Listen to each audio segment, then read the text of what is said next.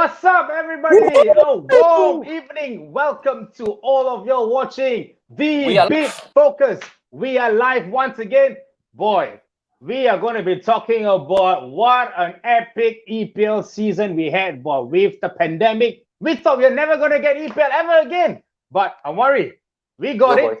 First up, congratulations to Liverpool. You earned it. You deserve it. Yeah, I had to say it. We don't have a chance, but boy, what an EPL season for the rest of the 19 teams. Then, Joe, you know what? Unpopular opinion. As an Arsenal fan, how I wish the season didn't resume itself.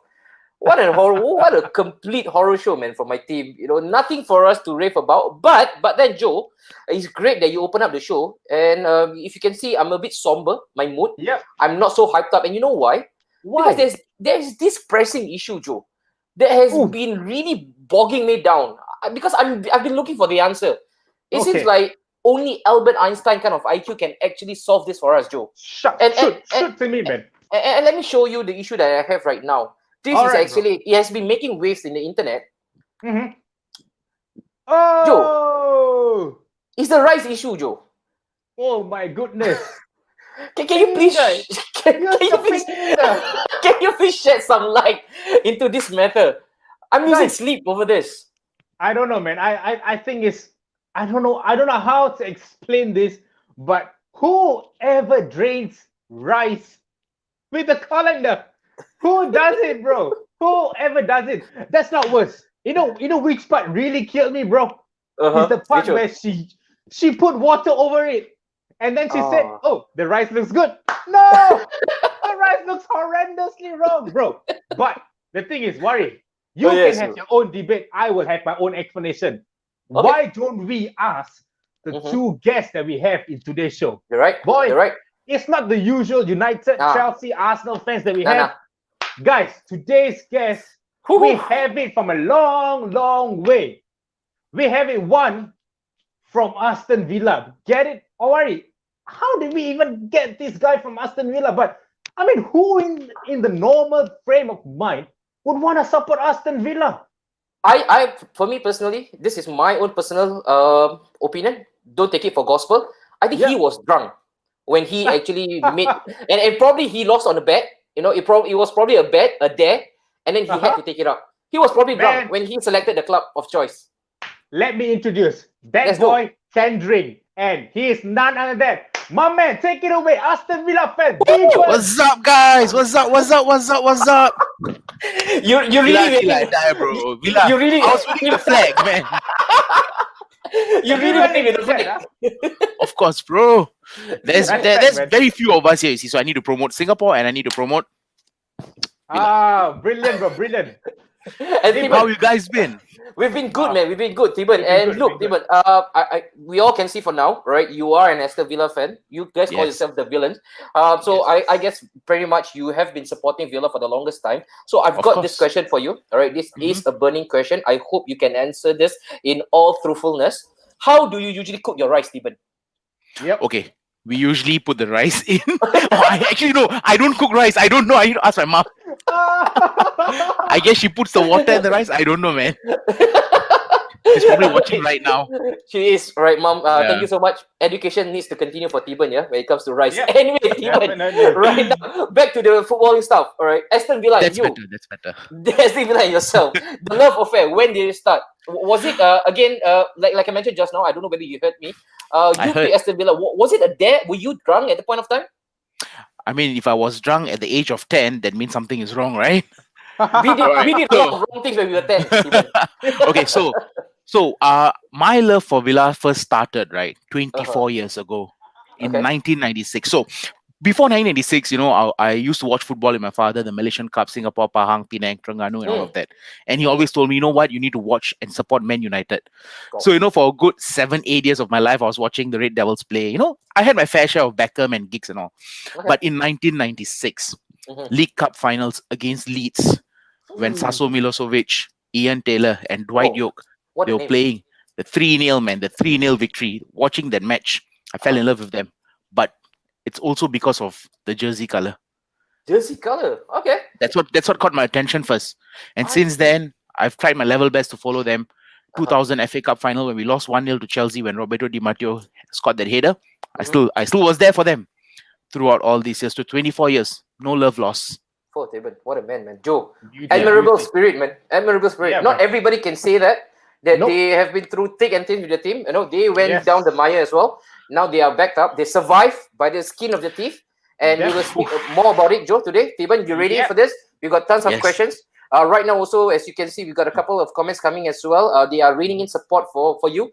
Come on, you Villa. So, Tiban, I'll park you to a corner. So, Sure. Joe, another guy, same color code. Same color code. Today we are slightly thematic. We follow color code today. We follow color. Yeah, but definitely. I think today's color code is what? Brown and black. That's it. I think it's not.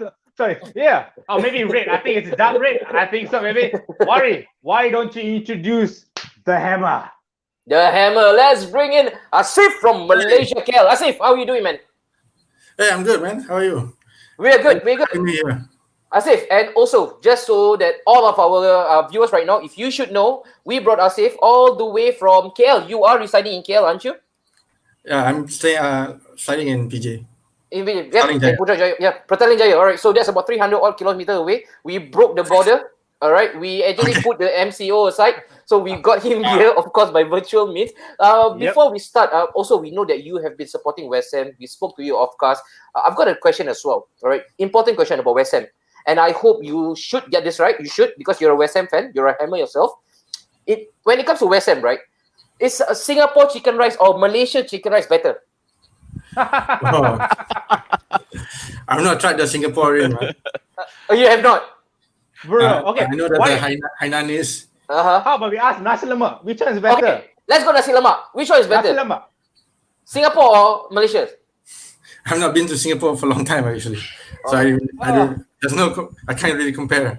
But okay, no problem. We will still keep you in the show. No problem. That's a good diplomatic answer. You know what, Joe? He wanted to say Malaysia, but he's afraid. He's in the presence of Singaporeans. So he can't do anything about it. He can't do anything about it. Stephen was already waving the flag just now, bro. So can't help it, man. So Joe is Malaysian, is it? No, we are from Singapore. I'm Singaporean, bro. I'm Singapore. We all are from Singapore. Oh, you're Singaporean. Oh, okay. Right. And I think we are really happy that you can actually join us on board. Like I mentioned to you, you are not the first Malaysian to actually appear for us. We've got the Man City Malaysia, we've got Aston Malaysia who have actually featured for us, and we are really happy and thrilled to have you on board. Same question that I've actually posted to Steven for yourself, you and West Ham. Not the most popular of choice, I guess, but then how did you actually fall in love with the Hammers? Well, actually, I've been supporting West Ham since the year 2000 when I was starting to watch, the Premier League on TV. That time I didn't have any preference to watch. I could have sport Man U, Arsenal, but the thing that caught my eyes, same as Stephen, is the jersey. Because they have this retro jersey. If you remember the year 2000. They have this Fila and Dr. Martins. I think Doc Martins. One of the most retro, the best looking jersey. Agree. In my point of view. Okay. So I've been I caught this on this team on my eyes really, and then the way they play is really it's really attacking, even though they're not really a strong team. That time they have this mercurial player like Di Canio. Yes. Yeah, they have Di Canio, our legend. And they have this all these young players from the youth coming in, and they've been selling every year, a year and out.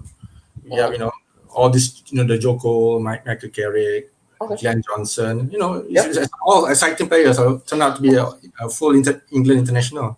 Yeah, great stuff, man. Great stuff, Joe. And another 2 years we got relegated off the Premier League, but still I follow them. And they climb up, and then things have not been easy. Yep. And they got, but in year 2006, they got into the FA Cup final. You did, And they got beaten by Liverpool. I think it was 3-0 up at the halftime. I think it was 3-0. Yeah. And then they got after the halftime, Gerrard scored the stunner, and then still stole our dreams of. I can't even imagine that night. So things have not been easy for West Ham, but it is what it is.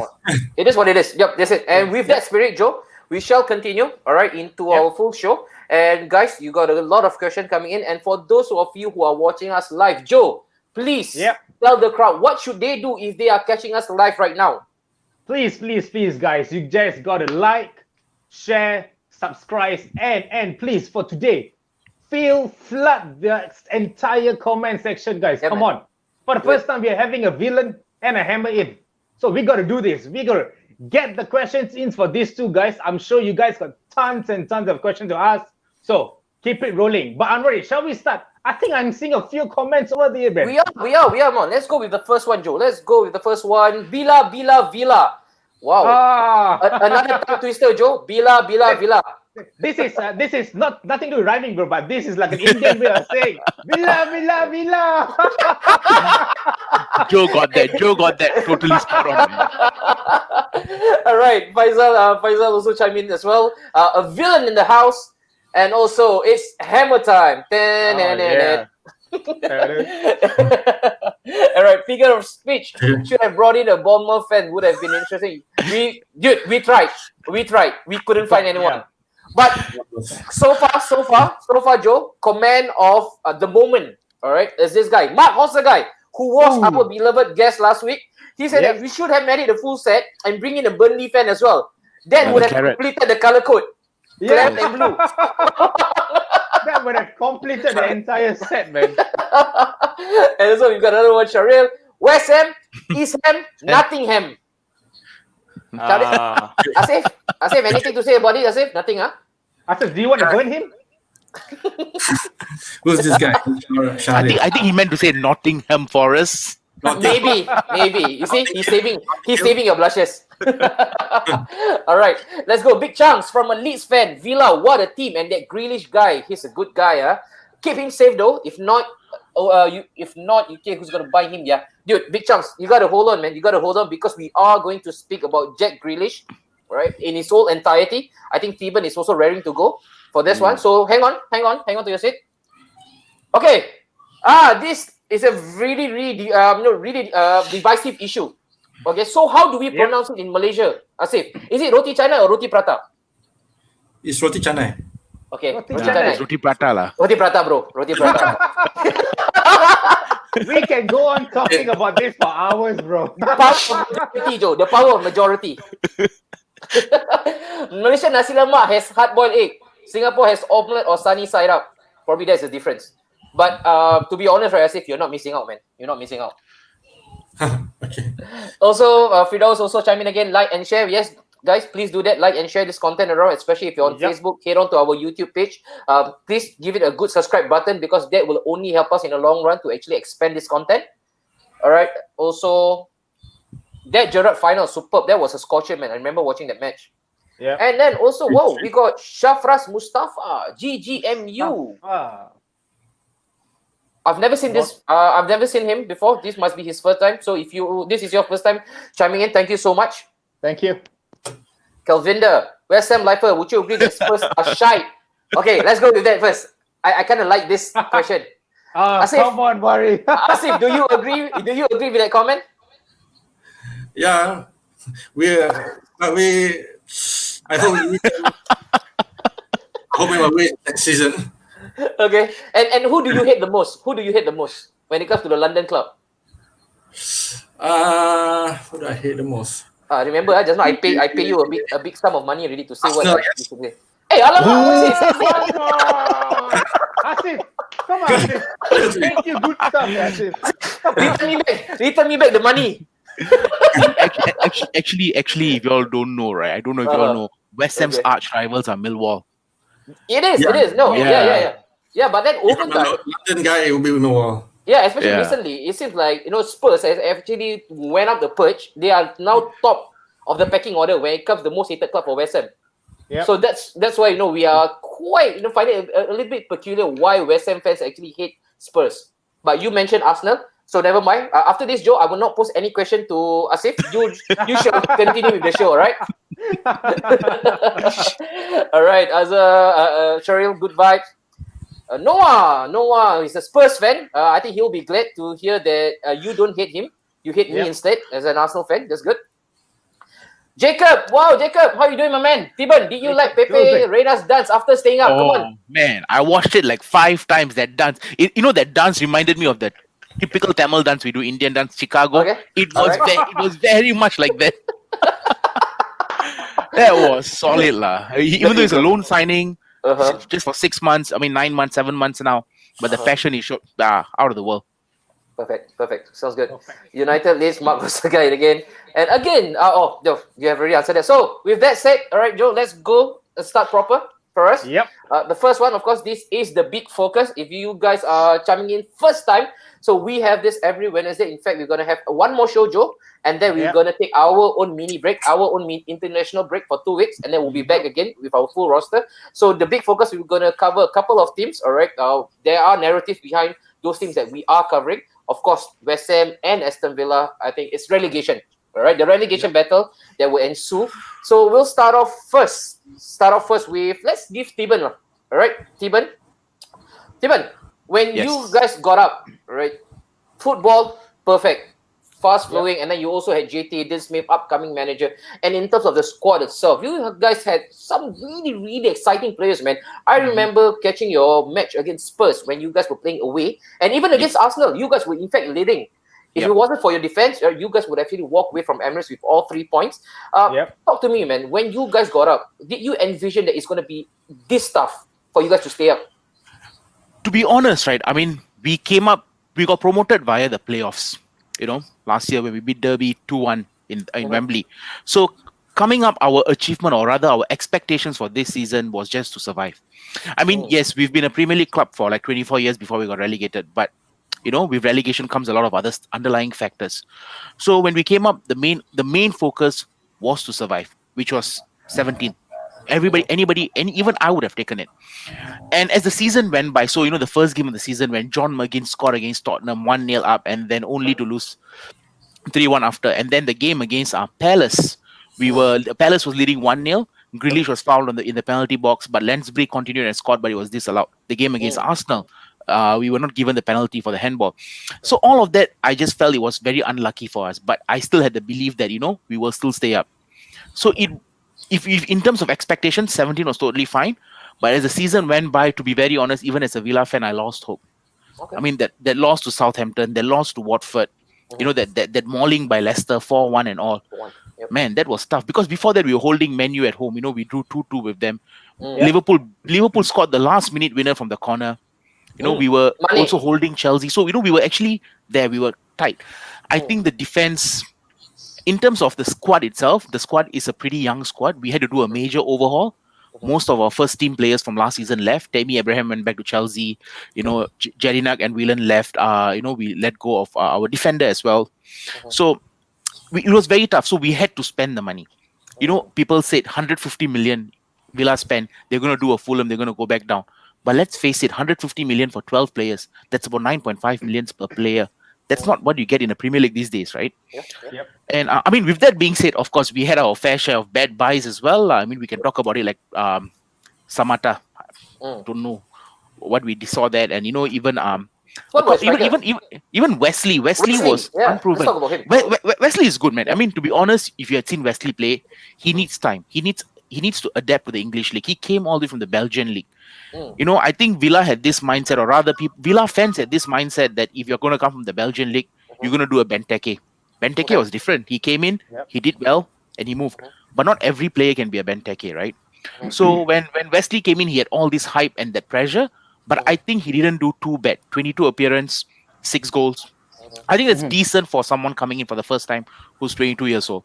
But just unlucky with injuries, And I think the transfers itself, a lot of it fell on Suso, who was the sporting director, who was actually sacked the very next day after the season ended. He actually made some buys. Dean Smith wanted Said Benrahma from Brentford. And Neil Maupay from Brentford as well. But he sanctioned the buy for Trezeguet from the Turkish league, and then Wesley. So things could have gone here and there, but ultimately 17, I'll take it. Considering the fact that I lost all hopes 3 weeks ago. Fair enough. Joe, what a story, man. what a story for Aston Villa. They rose from the ashes. They were almost staring down the barrel.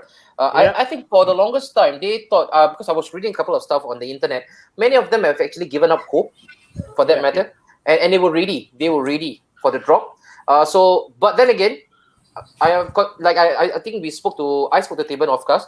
Arsenal did them a big favor. That was a big conspiracy theory behind it, because this is supposed to make way for Jack Grealish to Arsenal, right? So in exchange for David Luiz, right? Taban mentioned, because he wants another Luiz. Douglas. They already have Douglas Luiz, so they want another Luiz to pair them up, right?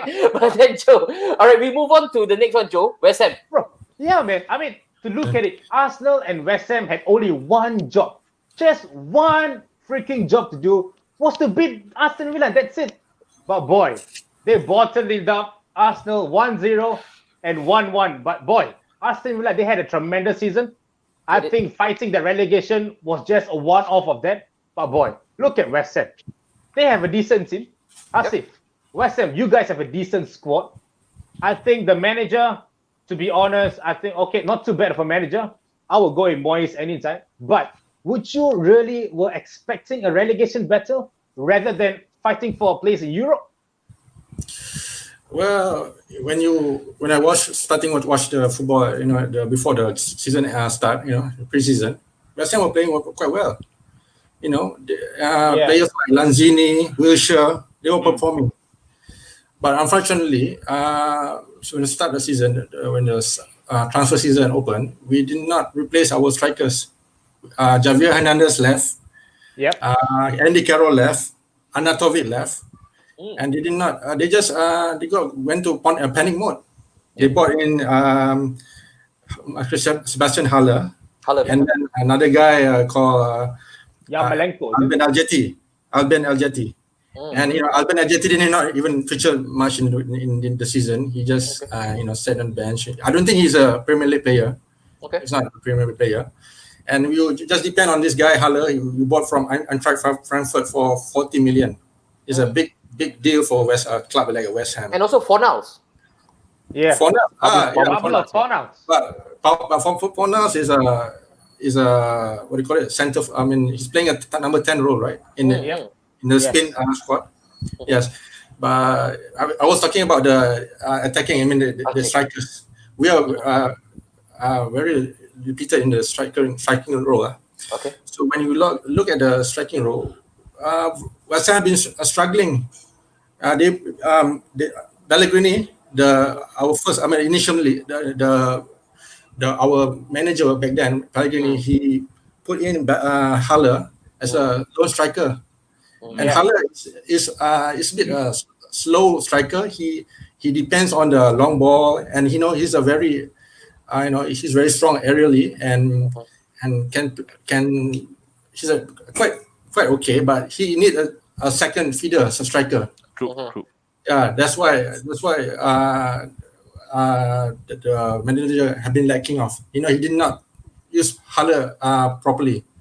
When Haller was playing at Eintracht Frankfurt, he was playing with this guy was the striking partner was the guy playing now in the Real Madrid. I don't forget his name. Luka Jovic, is it? Luka Jovic. Yeah, he's been scoring like tons of goals, and he's a fantastic striker. Fantastic pairing. Yeah. So another thing about West Ham is we have our key players. They are not performing. Players like Lanzini, Felipe Anderson. Oh yeah. They're not stepping up the mark. Felipe Anderson was the poorest I've ever seen him play, man. Yeah, man. Yeah, he's not even scored. I think a goal this season. I'm not sure. Just one goal. Yeah. Last season he was on fire though. Last season he was on fire. Yeah. And Hasif, right now, I'm sorry to cut you in, man. I think Joe actually, again, I would really chime in with his line of thought when he actually opened up the conversation by saying that shouldn't you guys be, you guys should be gunning for Europe. But then again, everything went down south. Did you actually envision yourself again to be entangled in this little mess, fighting relegation of all things for West Ham? Well, when you see that starting of the season, it's been tough. The manager tactically, and then the board, the fans is, have been against the board, protesting every starting of the game. Things have not been rosy, and we have not replaced. I mean, like I said, we have not replaced the striking department, and then we have this. And mid-season, we got our first number one. Fabianski. He was injured. And who did the manager replace? It was Roberto. He was bad, man, Roberto. From Spain. I think he played 6 games. Yeah. The fan was shouting to get him off. Please get him off. And we started for our third choice keeper. And David Martin. And he never even played even once. I wish Villa had played West Ham when Roberto was the keeper. Come on, fellas. He's a nervy goalkeeper. Every shot. Yeah, but having said that, right, why did you guys actually release Adrian then? I think he is a good deputy for Fabianski, but I think he needs a better team. I think he needs a better challenge. I think, but he was a fan favorite in the team. Yeah, and now he has already gotten himself a Premier League medal. Yeah. Also, again, Champions League. I don't know whether he didn't get the Champions League Super Cup. He was the hero. So, but that's why it's really mind-boggling that you guys actually let go for free. In fact, a keeper of Adrian's quality. Of course, he's a bit eccentric, Joe. We all can actually attest to that. Definitely. That's what you get from a Spaniard. They are overly technically good at times. But then again, it's really mind-boggling to see that you guys actually let go of Adrian and only to see him not only seeking greener pasture, but to win so many medals in his maiden season. Does that hurt you as a West Ham fan? We're happy for him. He's been a good servant for our club many years. But like I said, Fabianski has been a fantastic player. I think he won the Hammers of the Year last year. I think he cannot. He cannot be better than Fabianski. Yeah, he cannot match up with Fabianski. Yeah. Okay, fair enough. Let's move, Joe. We've done with West Ham, also Aston Villa. Now we've got a couple of questions that actually they are raining in the comment section. So right now, let's go with the first one. It has the same theme and feel about it. Joe, it's all about managers. So why not we shoot the first one to Thiban? Thiban, right now, this is about the same question that I'm actually about to actually ask you, in fact. All right, it's about this guy, Dean Smith. So again, let's start off with a bit of a backstory. Of course, we all knew that he lost his dad, right, Thiban? I think 3 months before that, he even hung his shirt due to COVID in actually one of the stand. That was really a good emotional touch by him and the club as well. Talk to me, man, about Dean Smith. When he took over and now that he's in the league, almost got you guys relegated, brought you back in. Where do you personally stand on this Dean Smith? Very interesting. So Dean Smith, right? I mean, if just an insight, his father used to be a steward at Villa Park. And Dean Smith used to attend Villa games as a young boy. He's a lifelong Villa fan. Wow. So obviously when that chance came calling in October 2018, he did take it up. I mean, the season hasn't been, I mean, a lot of people will say, we escaped relegation. Yeah, we did escape relegation by the teeth of our, by the skin of our teeth.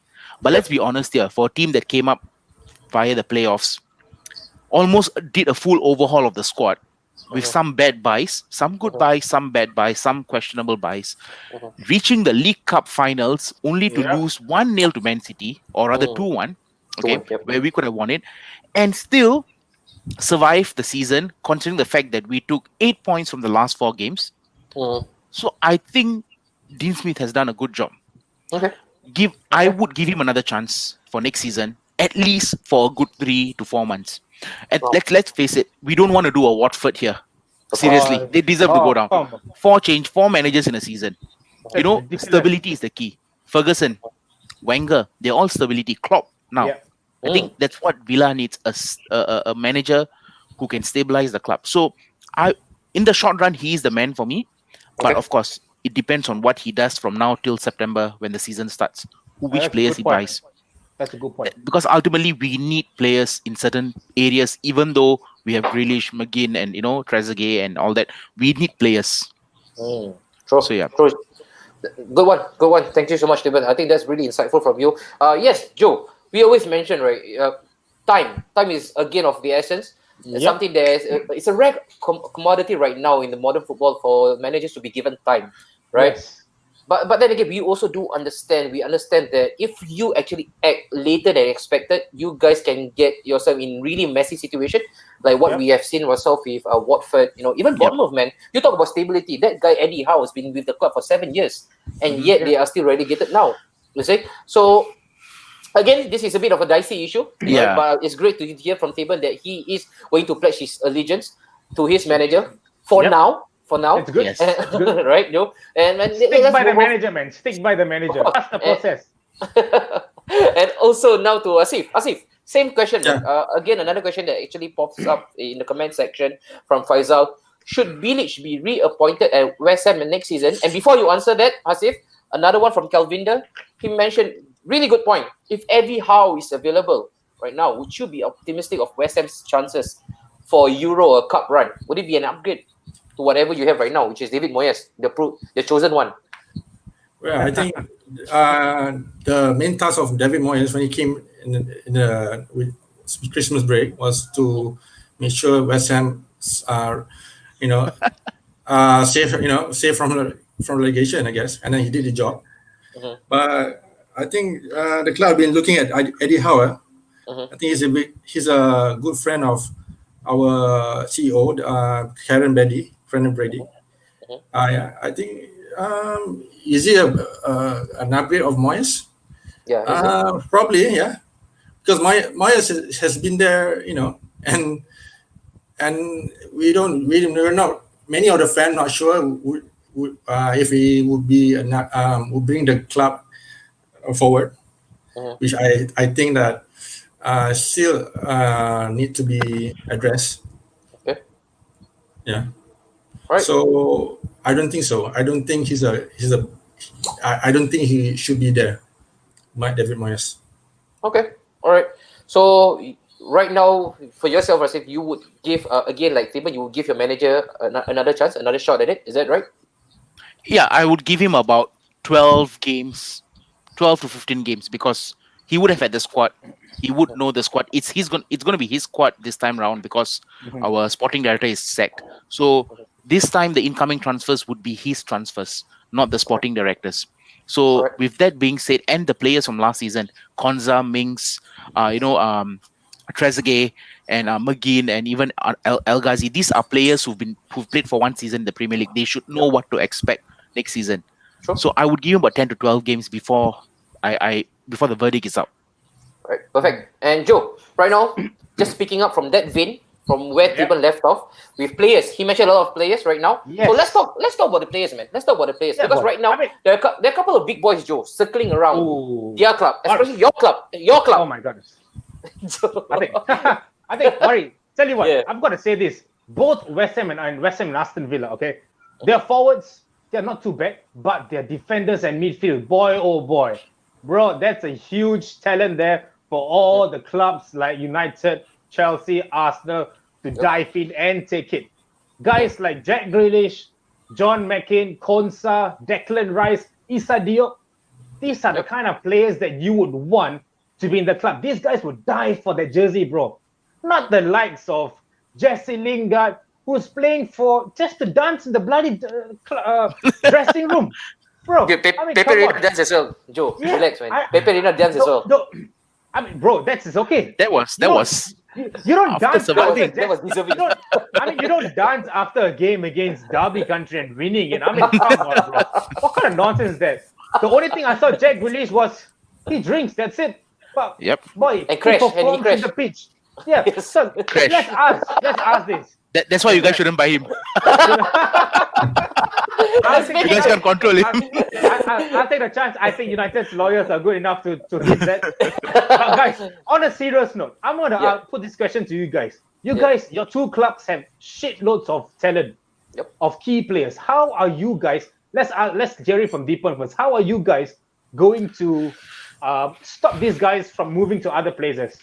And sorry, Stephen, just to stop you in your track. Sorry, man. I think that's very good. A good question, really, from Joe. Let's also narrow it down because I know a lot of fans right now in the comment section, they want to hear your thoughts on this one player, right? None other than your captain, your El Capitan, Jack Here you go. So, Jack. sorry, wrong. This is Jack Ma. sorry. This guy. Oh man. Jack Grealish. All right. When it comes to Jack Grealish, man. Yes, yes. Scott, you guys. All right. And Jack, of course, the rumors itself has actually intensified. All right, over the past weeks, and now that we are entering the most dreaded period for the smaller clubs like yourself, the transfer period, because big shots are circling around. Oh no! The almost relegated club. The almost relegated club, right? Okay, but then again, in all seriousness, for sure, Jack Grealish is your biggest asset. Sometimes, if you look at the Liverpool model, right, their financial model especially, in order for you to grow, you got to sell your asset and then spend wisely. True.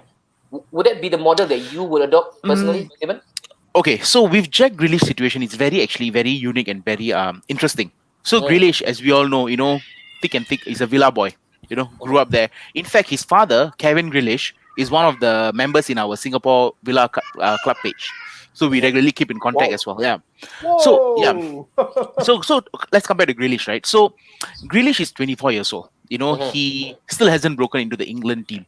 Yeah. And part of the reason is because we all know the secret that English teams are usually the players are from Man U, Chelsea, Liverpool, Arsenal. It's only in the past 2 years since Southgate took over that he's giving chance. Yes, With that being said, I think if Grealish does move this season, right, I would be fine only because he's done his part. He could have moved last season when we were in the championship. He said no, he's gonna stay.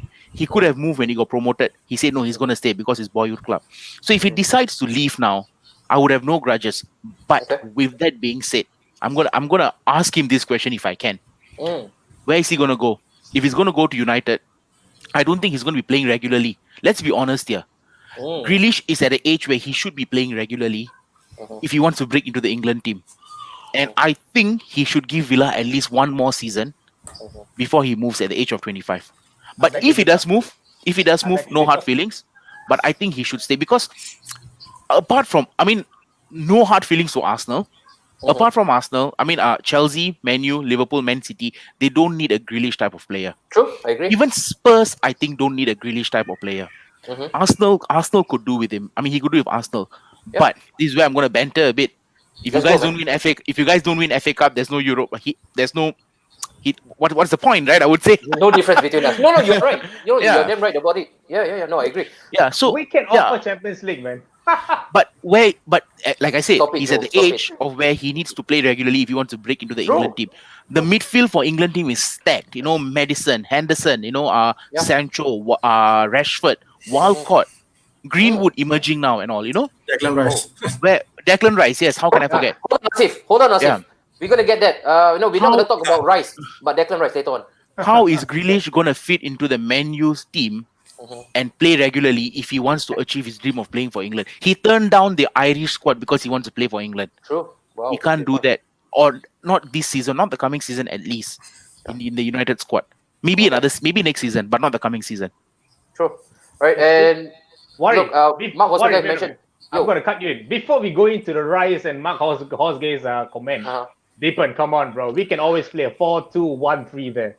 We can play Pogba and Fernandes drop it. We Grealish on the number 10, and we can play Greenwood, Martial, and Rashford there. You're wasting Fernandes, bro. You're wasting Fernandes in the 4-2-1-3. Come on. Fernandes is going to play that free role, bro. You wasting. Like I said, if Grealish does move, it's fine, but I don't think it's going to suit him. I think Arsenal. You guys have seen Grealish play this season, right? The highlights himself. Grealish, even though he's got that personality that he falls too often, but that fella can take on defenders. He can run. He can do. He plays well from number 10 position. Agree. But if he does that, United, I think it will affect Fernandes or Pogba in terms of their contribution to the team.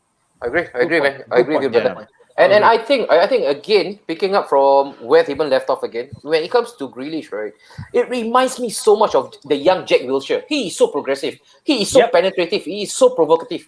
The way he runs at defenders, he is the kind of midfielder that you need. Just because he is so progressive, he's always forward thinking. And you are right. I really hope and pray that he would actually end up at Emirates, but I know he wouldn't. So it's again a long shot. A boy can dream, right, Joe? So let me drink for a bit. Let me drink for a bit. Guys, it's even more weirder. He hands up at Liverpool, man. Nah. You'll be surprised though. You'll be surprised. You know. But then Mark also again mentioned, wow, tier 1 source right there. Of course, he's directing this to Steven, right? He's the Mr. Know-it-all, the first-hand news, and also another one. United need that bad boy in Grealish. Too many nice players in United. Nice. With Pogba there, you're saying Grealish is a bad boy, really? Yeah, boy. with Lingardino there, sorry, my bad. Lingard there, you're saying Grealish is a bad boy. No, they got another bad boy. Harry Beckenbauer. He's even better. Hello. He will mark his own players. Harry Beckenbauer, yes. All right, let's quickly move. Let's quickly move to Asif. Asif, right now you've heard again how staunchly Steven has actually defended his asset. You know, if he does leave Grealish, not an issue for him. All right, and he won't hold any grudges against Grealish. Yourself, of course, another asset. Again, he is nearly, or rather, he's going to be poached by United once again. If you were to believe all the rumor mills out there, of course, Mr. Declan Rice right here, you know, looking all swole up. He's ripped, man. What do you make of this, man? When it comes to Declan Rice and then this constant nagging speculation with him and United. Well, we as a West Ham fan, we've been poised, you know, idling Rice as a future captain. You know, he's going to be the next Mark Noble once he retires. So now we're seeing Chelsea, Frank Lampard being, fancying him, and then Man United. We believe that I think Moyes is willing to sell him with the right price. Maybe 80 million pound would do. But who's the taker? I mean, he's valued around 80 million pound. If that's the case, Grealish is 100, man. But Declan Rice can play defensive midfield and centre back. That's the thing is, yeah. But I say, would it be detrimental towards your success for West Ham to actually lose Declan Rice? Well, at the moment we are at the position of if we need to buy a new player, we need to sell our asset first. This summer we're going to see a lot of players going off. Offload to our big time earners like Felipe Anderson, Lanzini. They're going out. So the club need cash to buy new players and to move forward. And we have been seeing a lot of that loads in the club in many years. And are you confident personally, as if that your boy Declan Rice would actually stay for another season at least? Are you confident of that? From the news I'm seeing, I think yes, he's staying. Okay, bye Joe. No Rice, no Jack. The valuation is too high for clubs to buy anyway. Yeah. I don't know if any club right now who has that kind of money to splurge to Declan Rice.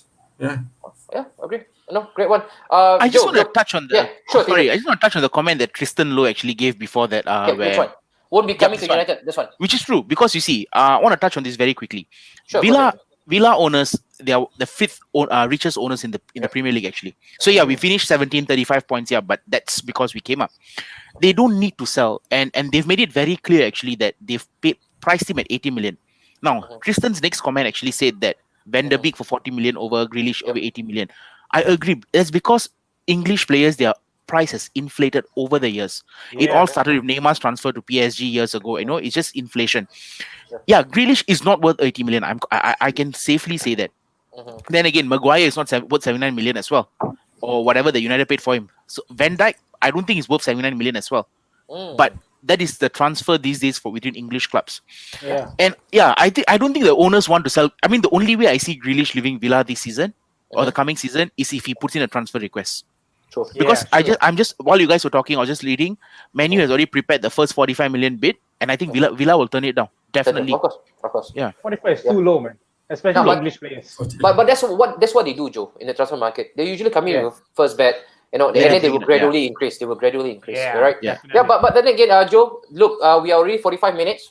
How we wish we can keep both this claret and blue right, for another 45 minutes more. But unfortunately, we've got our substitute bench coming on right now. Yes. 3 more guys from different club allegiance, right? But then again, Faisal Jabbar mentioned, Joe, Faisal is, I don't know whether this is being said in a really angry connotation. Win the FA Cup first, lah, Arsenal. Okay, lah, Faisal. Because you say that, we will win it, don't worry. And then also, worry. Look at the other comment. As long as West Ham and Villa stays up, tough for top teams to rise. Yes, definitely. Yes, definitely. Look, at the end of the day, we always have this one-man club story. You know, we got a couple of them going on. So again, if you ask me, I really think Jack and also both Declan and Jack, they will stay for another season. But they would probably have this written on in this little fine print of theirs that if they were to get relegated, they have the option to move. They would have to be sold. I'm very sure of that. I'm very sure of that. Yeah. So and so last one before we close for them, unfortunately we have to release them, Joe. So we've got to actually also ask them what's the vision for 2020, and then we will also shut shop. All right, that will signal the end.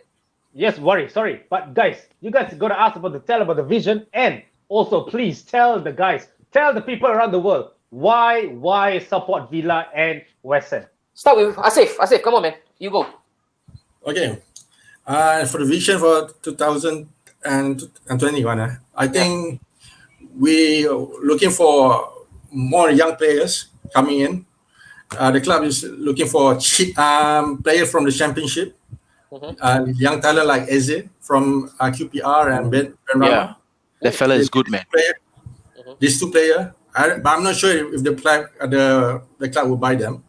Okay. But first, we need to offload all this star, like I said before, and hopefully we can push in and become a force like a Wolves, Sheffield United.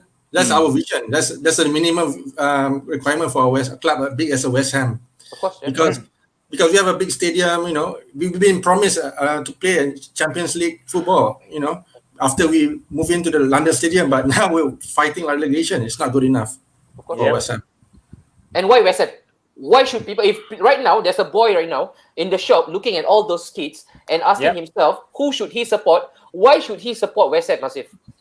Well, you see the passion of the club. You see the youth player and I think being in London, you become like a major force, and it's a good place to support. If you're in Manchester or due respect in Aston Villa, a club, people will go there, to London. Oh yeah. And tourists, and we got income from the tourists and such. Yeah. No, I agree. And again, I totally agree with him, Joe. And there was a saying for Arsenal as well. If we are not located in London right now, we will be relegated. We would have been relegated already. It's the lure of London. It's the lure of London geographically. Again, it's a sensational sport for a club to be built on or in. So I totally agree with Asif. Asif, thank you so much, Asif. We will hear more of you, especially upcoming for the next season for West Ham, the Hammers. We are really glad you actually got on board and actually represented the voice of West Ham, the Malaysian Hammers. So we will see more of you. All right. And for Theban, same thing, man. Vision for next season, this upcoming season, all right? And also, same question, why Aston Villa? Sure. Okay, so the vision for 2020, 2021, I would say it's pretty simple. I mean, we've achieved the bare minimum, which is to survive relegation now. Now is the time to move forward. So the vision for Villa is to buy a bit more players to strengthen our left back, get a bit more on the wings. We need somebody on the wings, and maybe at least another 1 to 2 more strikers. Okay. Build the team around Grealish if possible. If he does leave, but I would get Eze from QPR. Wow. The fella's good, man. The fella's good. Yeah, he is. Or, even if Brentford doesn't come up, Ben Rahama from Brentford. Ben Rahama, yeah. So the vision for 2021 is to try and finish mid-table at least. Slowly work our way up. Ultimately we want to do what Wolves does. But Wolves they were lucky when they got promoted in the Championship. They had the right team, right player, right manager, right sporting director. Everything went well for them. Yep. Sheffield United, I think they'll suffer second season syndrome. They already started doing that when the project restart started. I agree. So that's the vision for Villa. How they will avoid relegation, try to build your way up, and then be that force that you once were the giant, the sleeping giant. Wake them up. 1982 Champions League winners. One of the few English clubs to actually win the Champions League. Yep. I'm sure Villa will be there. Now, why support Villa? Simple, guys. Let's be honest. There aren't much supporters in Singapore who support Villa. There is about only 450 of us. Wow. We've got this Facebook group called Aston Villa Singapore Lions.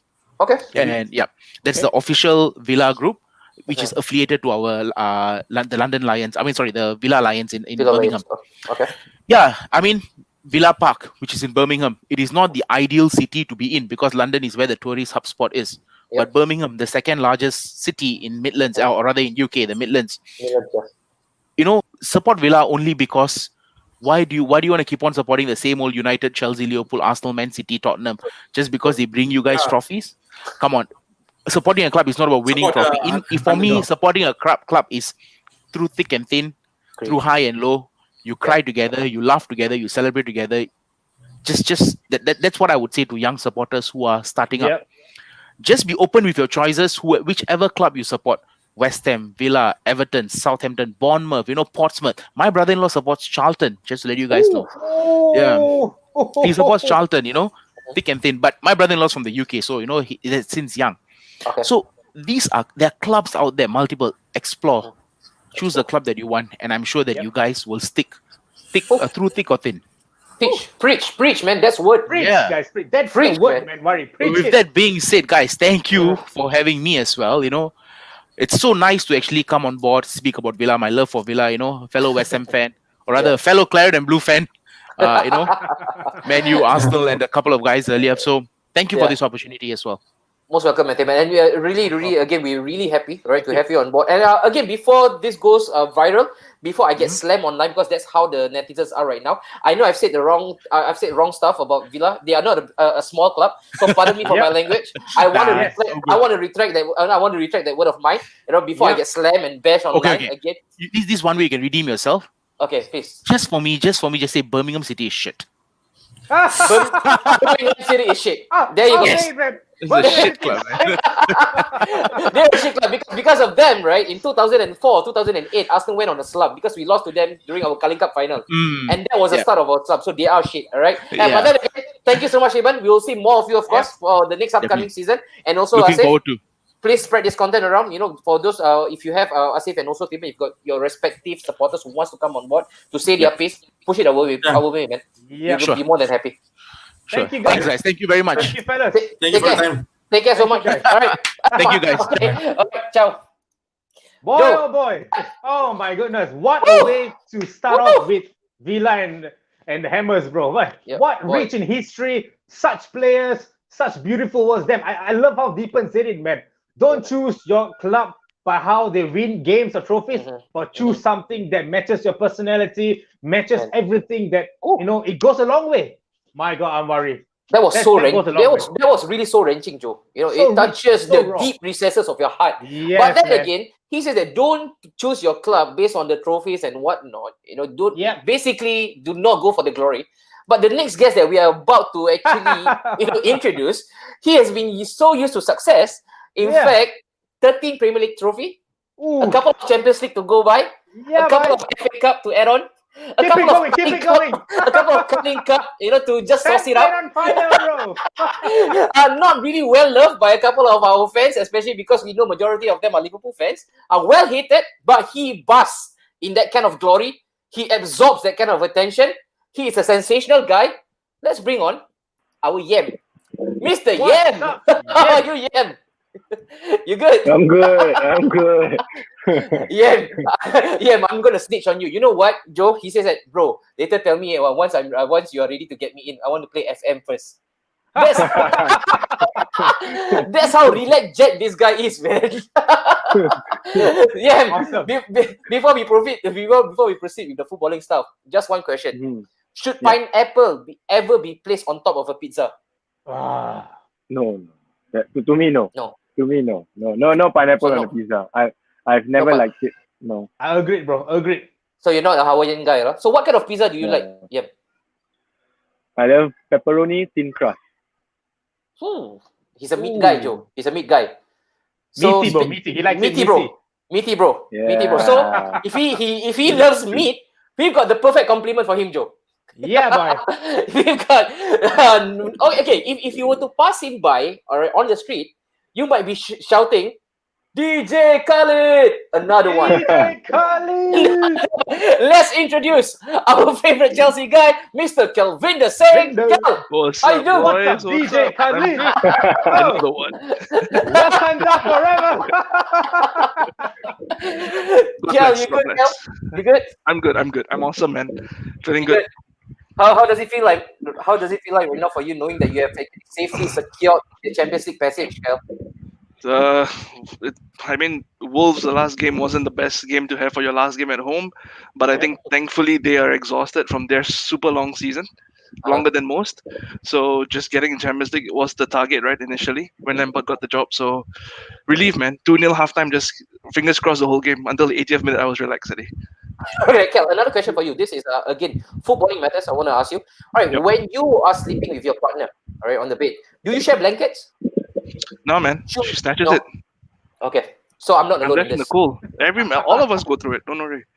Okay, all right. So I've got a friend in Kel. Kel, if I'm ever 3 a.m. in the morning, I know who to text. So do I come over or you come over? No, I come over. I'll come over. Oh my But God. I will always say Guys, I'm on my way. Come on. You guys are coming on my All right, so we got Kel, Joe. That's great. They both of them will actually cover throughout. All right, the entire program right now. But then again, we are missing one guy, Joe. One guy, very Oh my important guy. goodness, guys. Very important guy.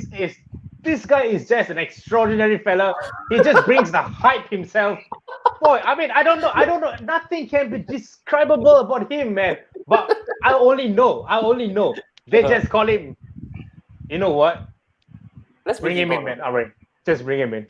The mayor.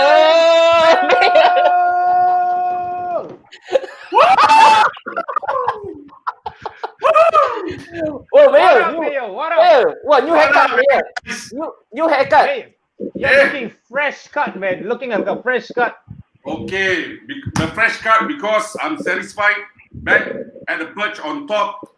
Man, you congratulations for qualifying Champions League and also Chelsea. That's a celebration because without Manchester United and also Chelsea, there's nothing about English Premier League that is good. I'm sorry, Arsenal. What about Arsenal? I was the one who invited you, I was the one who invited you to the show. I'm sorry, Arsenal, for this time, but I'm very sure that they will be coming back up. Okay, yeah, Mayor. I think coming back in a long time. I think, Mayor, but long time. Joe, you might be surprised. Next season, Arsenal will be top 4. Mark my words, man. If that happens, Mayor, man. if that happens, you follow me to the car showroom. You follow me. I'll go to Emirates lah. Okay, let's go together. All right. Before we move on, another popular question for you.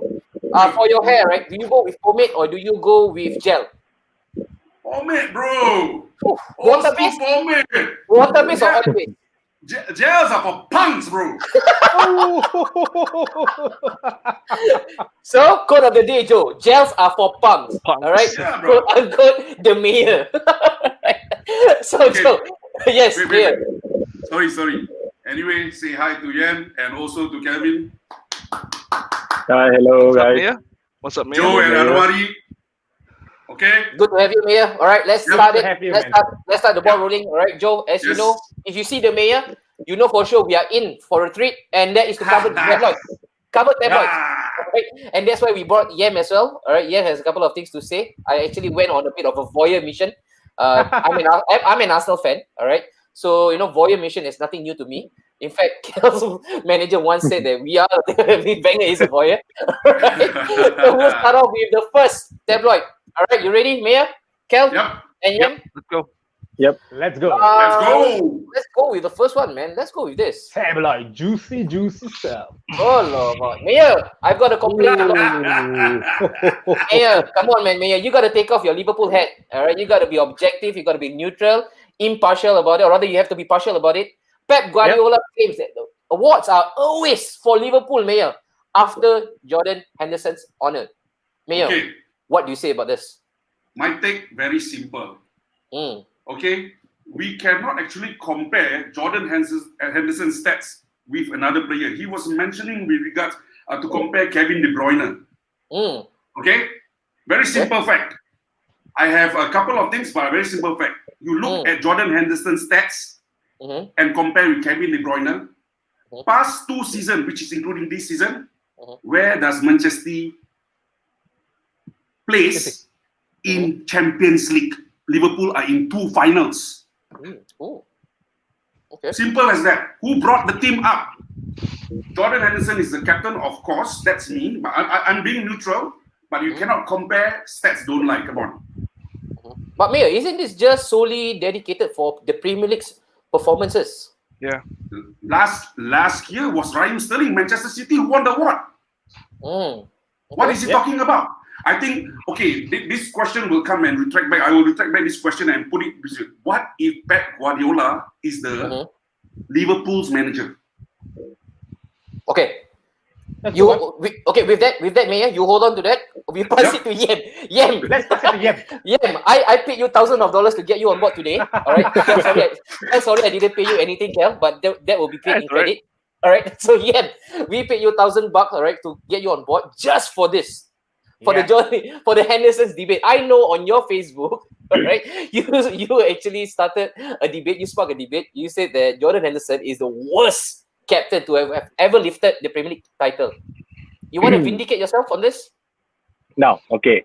Let's base it on the past 10 years. We don't base it before Ferguson because it wouldn't be fair.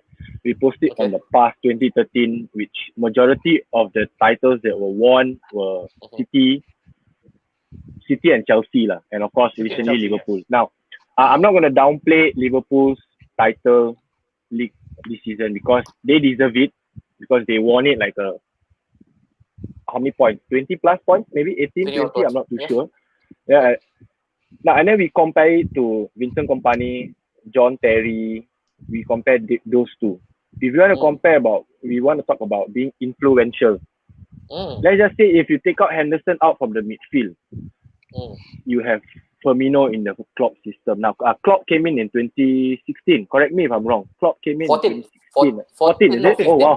Yeah, 14. 14 or 15. Okay. Yeah. So, of course, he had a major overhaul, which is good during the past few years. Now, I'm not also going to downplay Klopp's ability to coach because, again, if you're a football fan, whether you're any kind of fan, you know Klopp is the type of manager that will demand a very, very good players to play in his system. We look at Sturridge. Sturridge, take away his injury, he couldn't play because of the system that he wants. Klopp wants the type of player, same like Pep Guardiola. But my comments about Henderson being the worst captain to win the title, I stand by it because of his ability to play. If you were to say he's a very good captain, what about John Terry? What about Kompany? What about Steven Gerrard?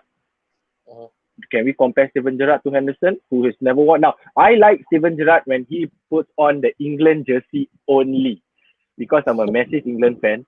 If he puts on the Liverpool jersey, no, sorry, there are better players than you. Of course, during the England, another debate can come in about the England midfielders, which is not today.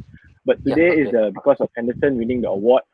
Like what Mayor said, Raheem Sterling won last season, yes. But to me, Bernardo Silva was more influential compared to Sterling, just because again, he was English.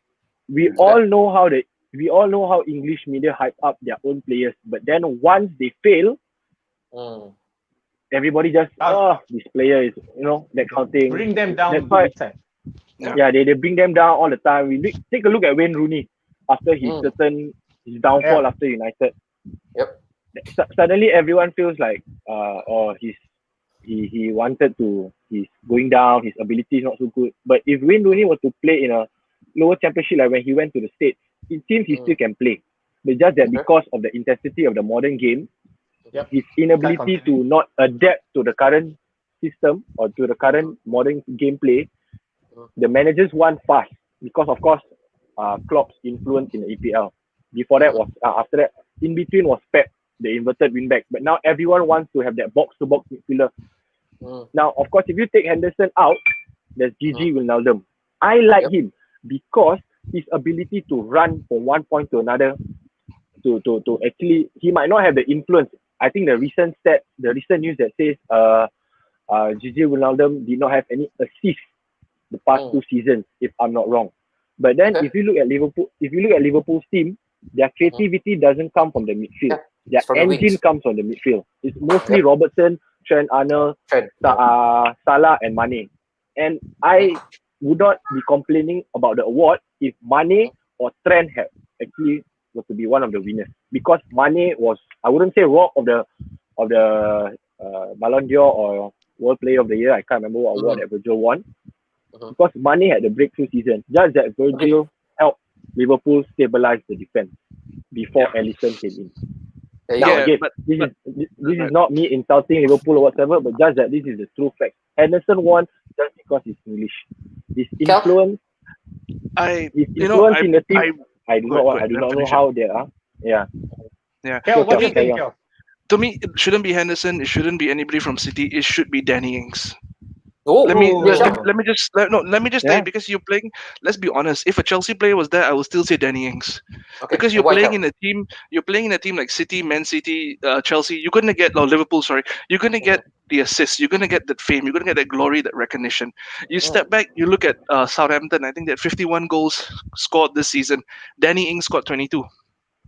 And that's not having the best attacking team or the best midfield team. They set up differently. A team that got hammered 9-0. So as a striker, you see your team get hammered 9-0. You bounce back, you get the goals, and he's been decisive for them. And he's had his whole glory story, I think, kind of taken away from him from his time at Liverpool, the injuries and all of that. And I was just surprised that Danny Ings wasn't put up there even higher, because I think he did awesome for being in a club in the bottom half still, and I think it comes down to this popularity contest. Honestly, it's kind of lost that value. It's a popularity contest, and I just think it's a bit of a shame that someone like Danny Ings has been so underappreciated for this season. So yeah. Great point, man. Warrior from both Yem and Kel. Of course. I think fantastic. I believe Mayor would definitely want to chime in on this too. But Mayor, I just want to put it across to you before you even add on to these two comments. Yeah. Why is it always whenever a team wins the league and they only look to the team that wins the league from the players? Why is it always that players that win the league are always getting the accolades? Why can't they look at other players? I mean, to be honest, players like Jack Grealish, he deserves it a lot. Players like Konsa deserve it. There are actually, like what Kel said, Danny Ings, he had a wonderful season. Why can't this award? I don't know who are the ones behind this. Why can't they look towards these players and always looks towards, like what Yam say, either English players or players that have won the league? Okay, I put it this way. Yam is very correct. Kel also is very correct. I have no dispute about those two comments that they made. Okay, to be honest with you, I made the comparison between Kevin De Bruyne and HENDO. Only those two. Who's supposed to win? But if you mention, I would say that none of them should be winning as well. I would pick a player who actually deserve to win the award. Gabriel Quack. Wait. He's not a Liverpool player. Okay. Not Liverpool player. But wait. It is because the comparison of Kevin De Bruyne and the talks was about Kevin De Bruyne is supposed to win the award. As Ian mentioned earlier on, it is all because of the media and high English writers and because it's English players and so on. Yes, it's true. Agree, totally agree. Nothing to dispute. Agree, totally. I would have picked, to be honest with you, if you're talking about a Liverpool player to win, if I pick Liverpool player to win, I will pick someone who is really, I mean, people will know, I will pick Firmino. He's an unsung hero for Liverpool. Everything is about money. Liverpool passing here, passing there, doing all the skills. He has all the opportunity to score goals, but every time laying down to Salah, laying down to Mane. I agree to that. Yeah, you see? And if it's Firmino, me to choose, yes, okay, thank you, because this is, to be honest, you say I have to be neutral. If I have to pick Liverpool player, that's the person I have to pick. If overall, if I have to which player in the English Premier League to win this so-called the writers award whatsoever. Okay, I let you give it a guess. Who would I say? I know, Mia. Who? I think I know. Okay, say it. This guy. No. Body. Is it Vardy? No. Huh? Alisson. Okay, Joe. Who do you think? You got to give us a clue, man. Mayor, like a midfielder. No clue needed when it comes to the Mayor quiz. You just got to man, shoot no clue needed. Come on, man. Come on. I mean, top 5 teams. Okay, top 5 teams. I've taken my pick. Top 5 teams. Jamie Vardy. Come on, Joe. Okay. Alisson. Alisson. Cal is already mentioned. Danny Ings. I don't know when he was. Alexander. Okay. If it's a top 5, I think it'll be Jota from Wolves. Phew. Okay, Maya, come on. Your answer. Yeah. You have not said. Ruben Neves, right? Ruben Neves. Sorry? Neves. Ruben Neves. Another guy from Wolves. Ooh, okay. Not bad. Maya, don't change your answer. No. He's thinking. Okay, should I change my answer? No. I'm not changing my answer. I already have that answer for quite some time already. Okay, let's go. Let's hear it from you. I watched them play, and after that, moving in. Come on, man, Chelsea, Mason Mount to me. Mason Mount. Yeah. Okay. Mason Mount. Okay. Although he hits here and there, youngster coming up. To be honest, Mason Mount to me. Mason Mount. Mason Mount. All right. Okay. Wow, Joe. The drive, and the passion of this young kid. I tell you, oh my God. Wow. England has a really great future. This is confusing. This is confusing. If Mason Mount is the one that's going to be tipped, imagine if Chelsea were to play Billy Gilmore the whole of next season. Boy, that fella is going to take the Premier League by storm, man. Hey, cannot got school. Billy Gilmore 16 years old. Got school. Cannot play every week. This is 17 already, yeah. This is 17 already. Yeah. 17. Turning 17. This is 17.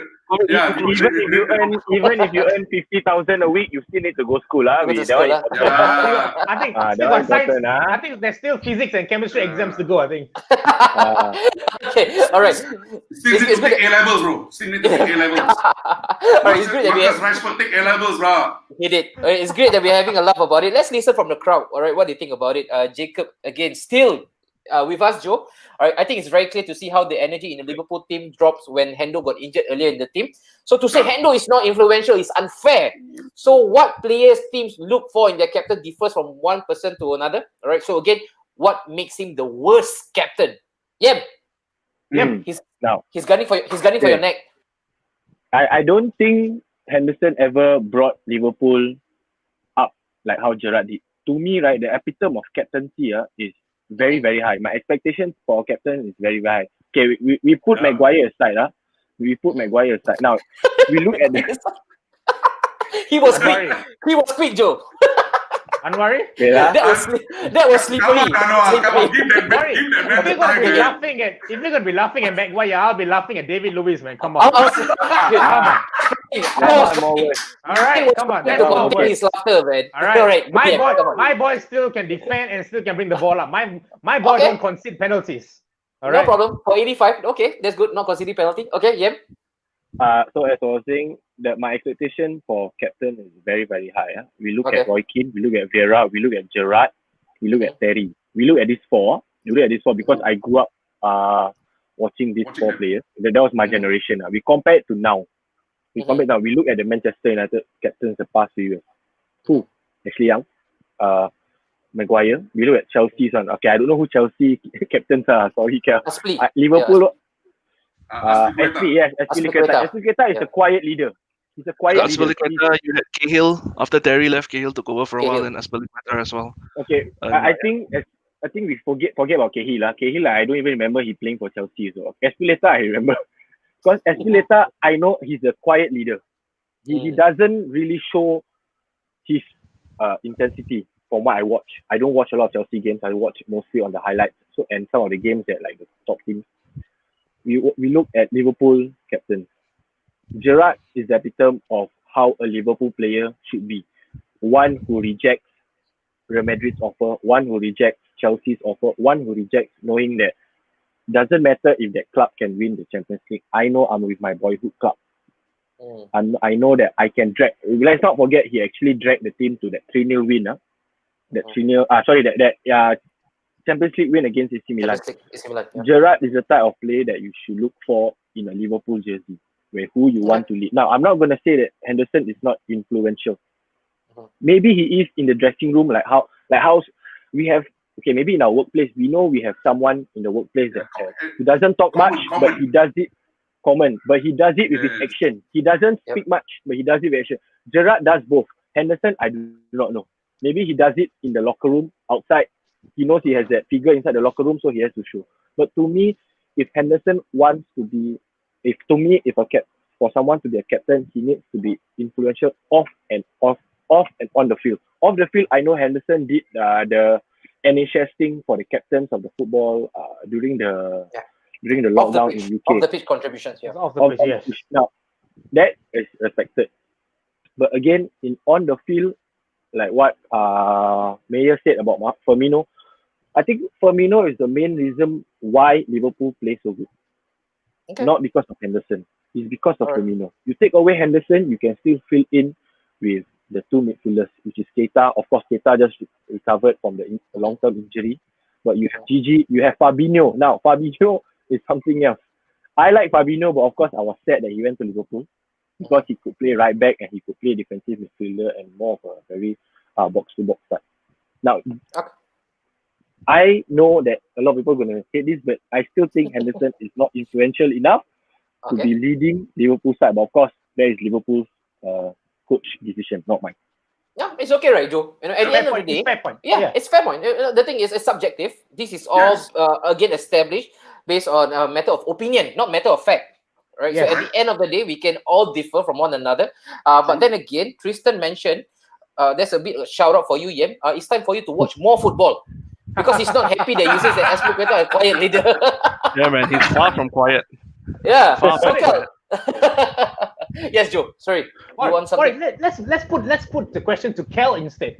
I mean, Chelsea had a series of wonderful captains, man. I mean, I can't remember the names, but I think one of it that really stands out was John Terry, and I think before John Terry it was the black player. Desai. You had Dennis Wise. The French. Dennis Wise. I mean, Chelsea have come up with a lot of great captains, but I think these days, who's the current Chelsea captain? If it's not going to be Azpilicueta, who's the vice captain if it's not him, though? It's Rudiger.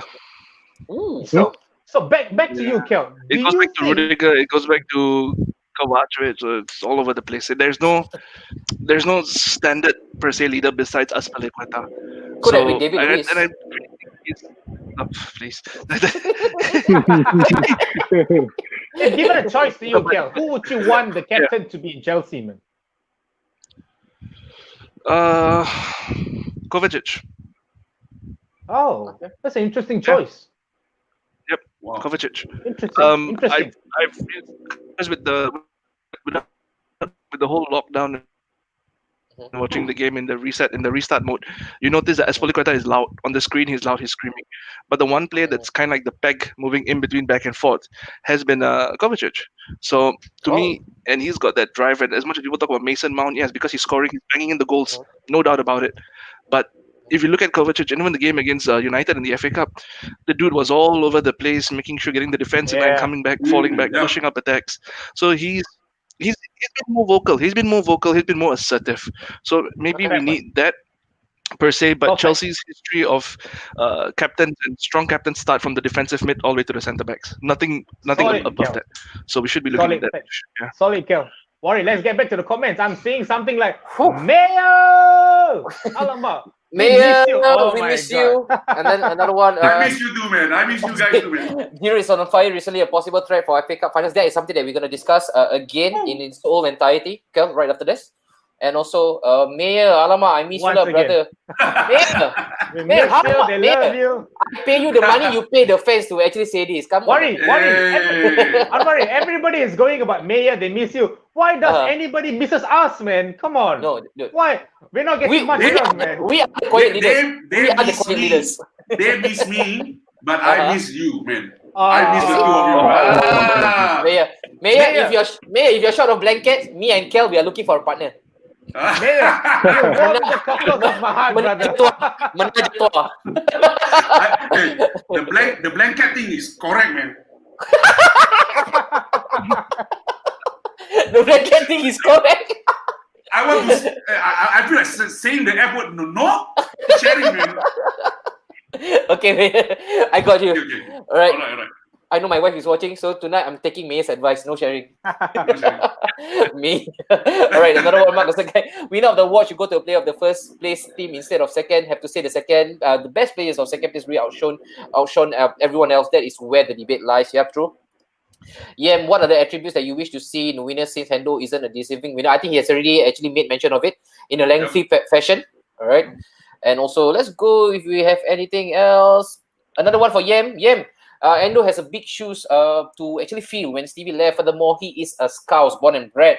His blood bleeds Liverpool red. Hendo is not Gerrard, therefore it's unfair to compare Gerrard with Hendo. Okay, like I mentioned, everybody again they have their own rights, right, Mayor, to actually hold on, right, to their own perspective. Everybody all jumping on the gun already. Yeah. Let me tell you this. I have to agree with you. That's all. Wait. I have to agree with what you have mentioned. You have commented. Agreed. Okay. You cannot compare any other players in Liverpool with Steven Gerrard. Sorry. Yeah. I have to agree with you. That's it. Okay. The end of debate. That's it. There's nothing. Same goes for me to go and say this to Cal. Let me tell you something. Best player I've seen for Chelsea, Gianfranco Zola, brother.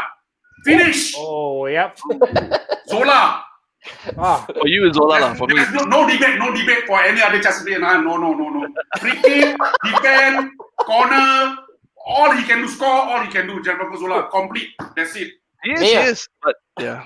Sorry, Mayor. Yes. Sorry, Arsenal. Don't say Arsenal.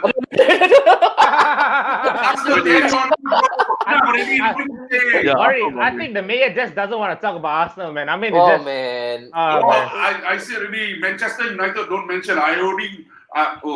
Manchester United all and all wants best and ever to say this, to tell you, Brian Robson, brother. Captain Marvel. Brian Robson, bro. Oh, okay. 24 seconds on the field.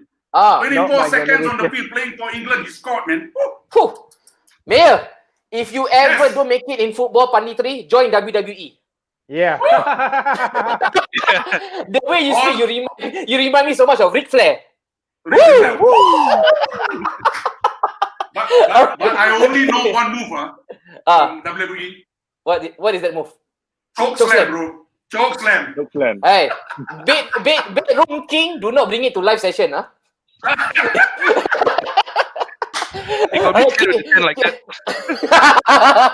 Keep your king to yourself, Mayor. All right, we've got another issue, Mayor, to tackle. Yep. Another one. This one involves Cal heavily. All right. Oh yeah, the spat. Love it. Spreading Lampard's touchline spat with Jurgen Klopp put all of his self-belief and blazing competitive streak on show. If I was a Chelsea fan, I would be fucking delighted. We go with Kel. Yeah. What do you make of this, man? Bro. Spicy. Love it. I can't say it more. It showed that Lampard ain't taking shit from no one. Okay. You know what I mean? And you need that because he's right. He told Klopp, you win one and you're going on your mouth, running your mouth basically. But I don't think the issue is with Klopp, it's with the guy behind. Yeah, but that being said, Lampard taking shit from him. And think about Lampard was one man standing by himself there. And the Liverpool bench was 2 or 3 of them in and out. Klopp trying to maintain the whole balance. He didn't give a shit. And it showed the Chelsea players that this manager we're playing for lives and breathes this club 24/7, man. Yeah. So no matter whether you're champions or whatever, we ain't taking shit from you. Have to agree with Kel. I'm not supporting Kel, but have to agree because you have to maintain some standard of discipline on the bench. And Klopp is in charge. Hey, come on, man! The thing that Lampard says to Klopp, "Fuck off." He said like that, "Fuck off" to him. Come on, man! I don't take it seriously because that word "fuck off" they eat for breakfast, bro. They eat for breakfast. It's nothing. They even scold the referee on the field. Fuck off, ref. Yeah, you could hear that. It's nothing. It's nothing. Accept it. True. Well, they are overjoyed because of the free kick whatsoever. Then after that, they don't show respect to Lampard. Whereas Lampard was arguing with regards that it is no foul because the defender won the tackle whatsoever. So they were like arguing about it. Then it became a spat, and also, but Klopp was standing down there and looking at Lampard. Well, there's nothing wrong to me. Lampard is just showing his passion and his strength for Chelsea. That's all. And it kind of reminded me of like a whole secondary school issue where somebody has an issue with somebody and then you have your teacher standing down there, calm down, don't say this, you go here, you go there. So you could tell that something was wrong with it, and Klopp was trying his best to diffuse it. But yeah, you gotta love it. As a Chelsea fan, you gotta love it. Yeah. All right. So Joe, let's leave it at that. All right. Of course, there are many facets to this story. We can go on and on because there were things being said right after the final whistle as well. But we don't want to divulge too much information. I think it's a complete waste of time. It holds no relevance for this. But then again, Meyer and also Kel, they have already shook hands. All right. So that's settled. The next one, Meyer, it's a sad day for football. All right. The closure of Premier League also spells the end of one of the best magician in the Premier League. El Mago. One of the best maestro that I personally have ever witnessed. I know Yem, you guys were strongly linked to him as well previously. Yes. Right. All direction were actually pointing. Yeah, all direction was actually pointing towards Old Trafford. But then he went. He probably Holland lah. You know, in the army term they call it Holland. He got lost. Signal said all lost. He went to the blue half of Manchester instead. Right? Doesn't sound right, man.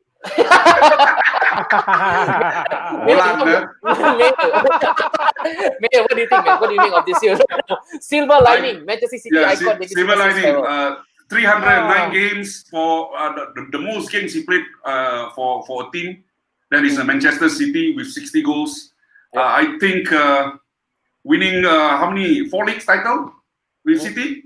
Then after that, Community Shields and also League Cup. The most important thing, he won the World Cup. He did. 2010, we won the World Cup. Retired in 2018 after the World Cup. I think he's only missing the Champions League only. That's it. I think which is the Euros, which is still in the hunt. The Euros as well, Which is still in the hunt for him for the Champions League. Euro as well. So I don't think so. Anything that is missing here, but it's a bit sad because like the midfield maestro El Mago, the Merlin, is retiring. Wow, it's to me it's a miss. It's a miss. Correct. And I just want to ask you this, man. When you rank top 10 foreigners or top 10 foreign players to have actually applied their trade in the Premier League, would you actually would have placed him in your top 10 pecking order when it comes to midfielders? Midfielders, midfielders, of course, yes. But to me, the foreign midfielder will still be Patrick Vieira. Okay, but would he actually make your top 10? Okay. He will definitely make my top 10. Okay, fair enough. So we move on, Joe, to the next one. All right, another juicy one. Let me just pick this out. We also say our goodbye to our good friend, the guy who let cojones. Let me try this. Warren, let me try this. You cheeky bastard. Oh, sorry. I shouldn't swear. I'm sorry, Nan. I'm sorry, Nan. So we say goodbye, all right, to Watford. Unfortunately, that's the end for them. Mayor. Yeah. Is this the just retribution for Watford? No. We can't put it that way, you know. Okay, we can put it that way. There's no retribution in that team, you see. Okay. Watford is a good team. Come on, Watford was a good team as well. I mean, I'm talking about 2 seasons that I've watched them play. Watford, they have who they have that? Delefeu. Pereira, was it? Pereira, Delefeu. Pereira is good, man. Yeah, there's Delefeu. And come on, man, they have Pereira. Pereira was from Juve, you know. Yep. A good youth Juve, but he was down with injuries and stuff. Playing in and out, playing 1-2 games after back to injury. Unfortunate, very unfortunate. And also he has this Holebas. Holebas. Oh yeah. Oh, what a left foot. Damn good defender, and scoring goals as well. Yeah. Unfortunate, but I cannot put it to Troy Deeney for saying that I don't want to play COVID-19, this coronavirus, because of he was only doing that because he was thinking of the people at home, bringing it back to the family. Okay, you have to respect that. You know? Yeah. Agree. But of course, for what he is saying, and he told to the press, and I think that he's not ready to go and play this. I'm not going to come for trainings. I'm not going to turn up for the games or whatsoever. It is because of he only thinks about his family. At the end of the day, If let's say he's contracted the virus of coronavirus, he went back home. It's life. Yep. Yeah. Yeah. True. Who's going to replace that? Yeah, and I think they deserve to get relegated as well because look at what they switch and swap their managers. Yeah, precisely. Exactly. Yeah. That was the main problem, Cal. There's no system, and then you got Nigel Pearson. For whatever reason, he's gone 2 games before. Yeah, we mentioned that. Ridiculous. Last. I wonder who's running the club then. Wait, is Elton John still part of the board? Nope. No longer. Sorry seems to be the hardest word. word. The win, he disappeared. All right, okay. Sorry seems to be the hardest word. But then again, for what it's worth, I really want to say my biggest congratulations, all right, and also thank you to Watford, all right, because they did this to Liverpool to preserve whatever that's left of Arsenal, all right, because they beat Liverpool, which effectively also ended their unbeaten streak, right? So thank you, Watford. Maybe see you again if we see you again, all right? And also, there I hate Watford because they beat Liverpool 3-0. Except the fact and move on, man. Joe, your good buddy is still around. Dini celebrated when he scored against Villa only to lose that game and ultimately relegation. This is savage, man, savage. Steven, you should come back on the show, man. Never mind, we'll speak about it later on. Alright. So let's move on to the next one. A couple of juicy stories, man. Let's go with this one. All right. Spicy, bro. Spicy. Okay. This one. Oh, yep. Zaha would relish move away from Crystal Palace right now. Yem, you're looking at it. Yep. Do you want to take your old boy back to Old Trafford? No, definitely no. That was the first one. Yeah. Can I ask you a question? Why wasn't he picked to be in the United team? Why? Why? Wait. Because I look at it. They didn't play him well at the position that he's supposed to play. Yes, correct. Why? He was Ferguson's last purchase before he retired. That's the thing. And then Moyes came in. Then all of a sudden, Moyes, he also commented saying he needed more time. But to me, Moyes is good with the lower tier teams. Moyes felt that Zaha was lazy.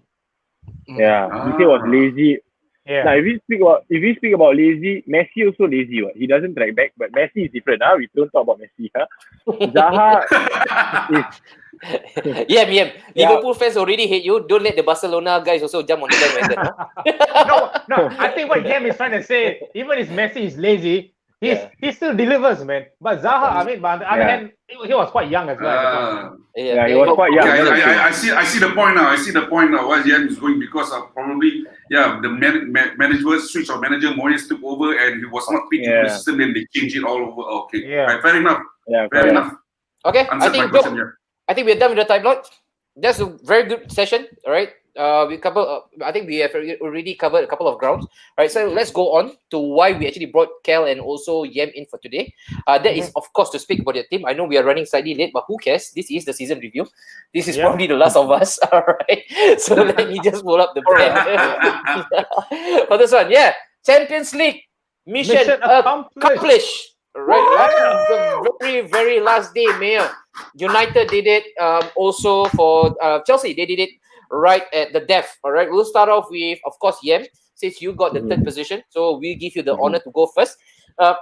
When the season started, I'm very sure that was the target, that was the initial target, but then you guys wave in and out, and then there was again a point in time whereby some of you guys actually said that it's over, we are not getting Champions League anymore, and then all of a sudden you guys were in the reckoning again, and then now 14 points away from Leicester, you guys actually usurped their position to be now in the third position. What do you make of the season, man? Actually, I don't want us to finish top 4. I want us to win. It's a problem. That's why so many people hated him. Wait. Okay. I wanted us to win Europa League and FA Cup because if you finish third, you don't get a medal. Okay. If we won the Europa League and Wolves or Leicester finishes in 4th, then you get 5 English teams in the Champions League.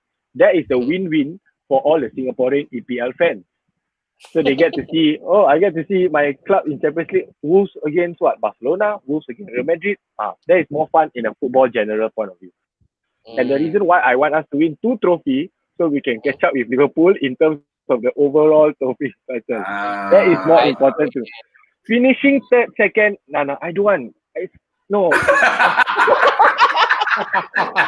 Hey, Good job, man. we are Manchester United. Yeah, we cannot finish.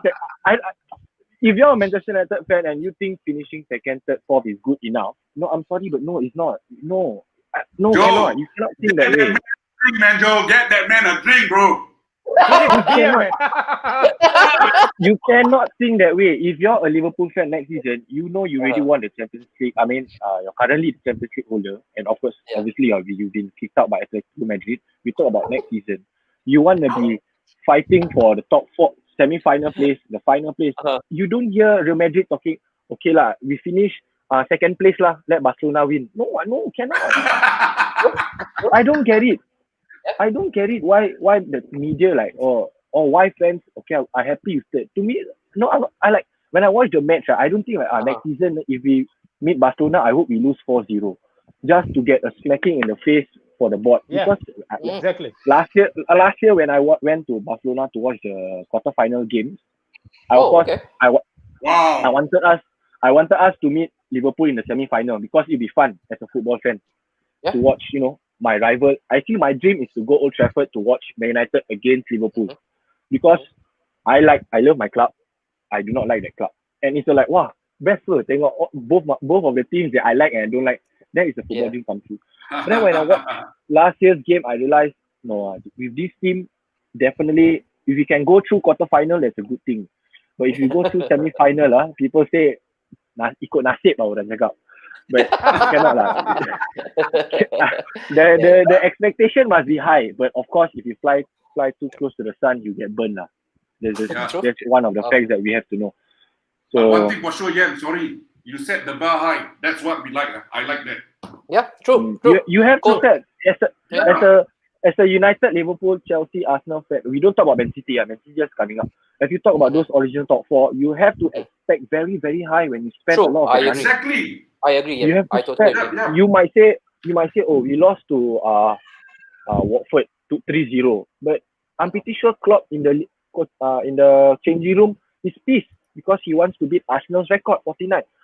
Of course, in the media, Klopp's and Mourinho way of speaking to the media is two totally opposite directions. Mourinho likes to attack because he wants his players to react. Klopp doesn't attack because he wants his players to react on the field to score as much goal as they can. Because it's better to humiliate your opponent on the field than on the media.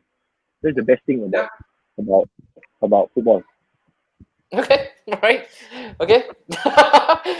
Kel is smiling. Kel, I'm very sure you have actually let out a huge sigh of relief, right? That you have actually gotten yourself the fourth position for yourself, of course. I think the narrative for Kel is slightly different. You guys got whacked. You guys were taught a lesson during the start of the season itself against EM's team, of course, 4-0. Everything was going down south. Again, in terms of expectation, it wasn't set really high. But then again, if you were to put your money on Chelsea, I would have personally put them in the Europa placing for sure. Is this talking from an Arsenal point of view? No. As a neutral perspective. Come on, look, man. Look. I think for them, right, the equation was really simple, man. Just to actually not to be overly dreadful, right, Joe? Because they've seen it. I think they have seen that before with Conte when they finished 8th. Right, Kel? Correct me if I'm wrong. Yeah, sorry, but I think you got to understand Chelsea were the most successful club the past decade, the most successful English club in terms of trophy the past decade. True. So when we entered the season losing Hazard, Morata's out on loan, the transfer ban and everything, and then you start off the first game of the season, a young United against a young Chelsea, and we get hammered 4-0 right off the bat. You're right to mention that, Anwar. You're right to mention that. Yeah. And then the expectations is, you tell me finishing 3rd or 4th, is it a good thing for Chelsea? I said, if I give it a rating, it's a B or a C. We need to win the FA Cup. Chelsea has to win the FA Cup to make the season successful, because if we want to go the next decade being another successful English team, we need a cup to start running. Champions League, it's going to be a long shot, playing Bayern 3-0 down, going to the Allianz and trying to get something out of them, right? So that being said, I mean, it's getting 3rd or 4th, it was something we had to do because of the money coming in as well. That's another important factor. We want to improve the squad.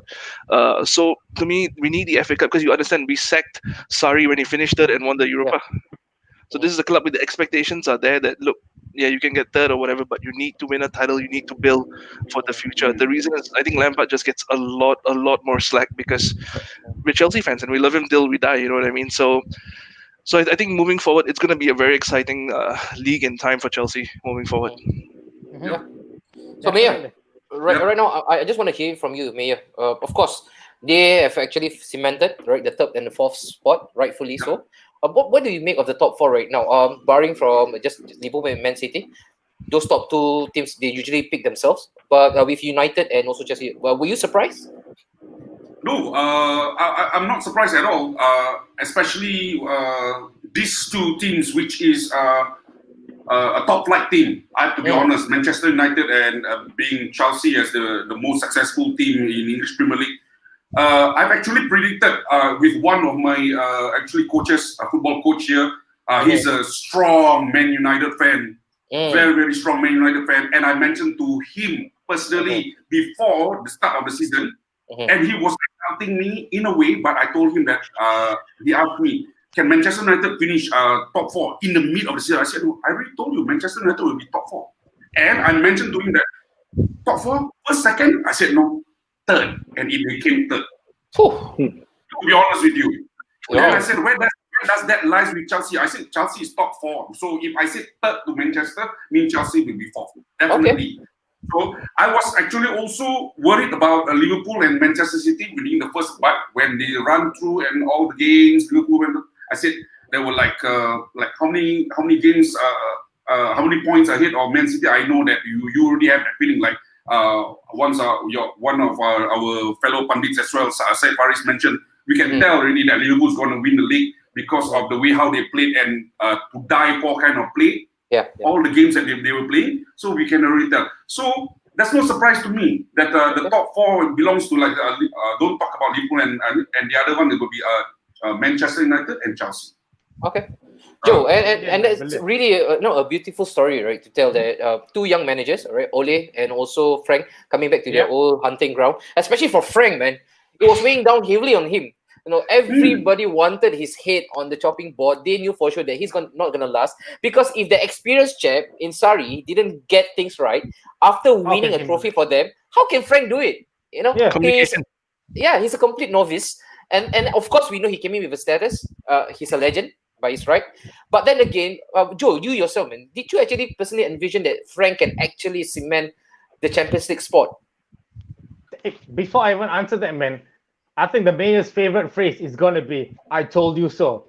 So sorry, at the end of next season, if you're gonna hear the same thing of Arsenal winning in the top four, he's gonna be telling you, "I told you so." Joe.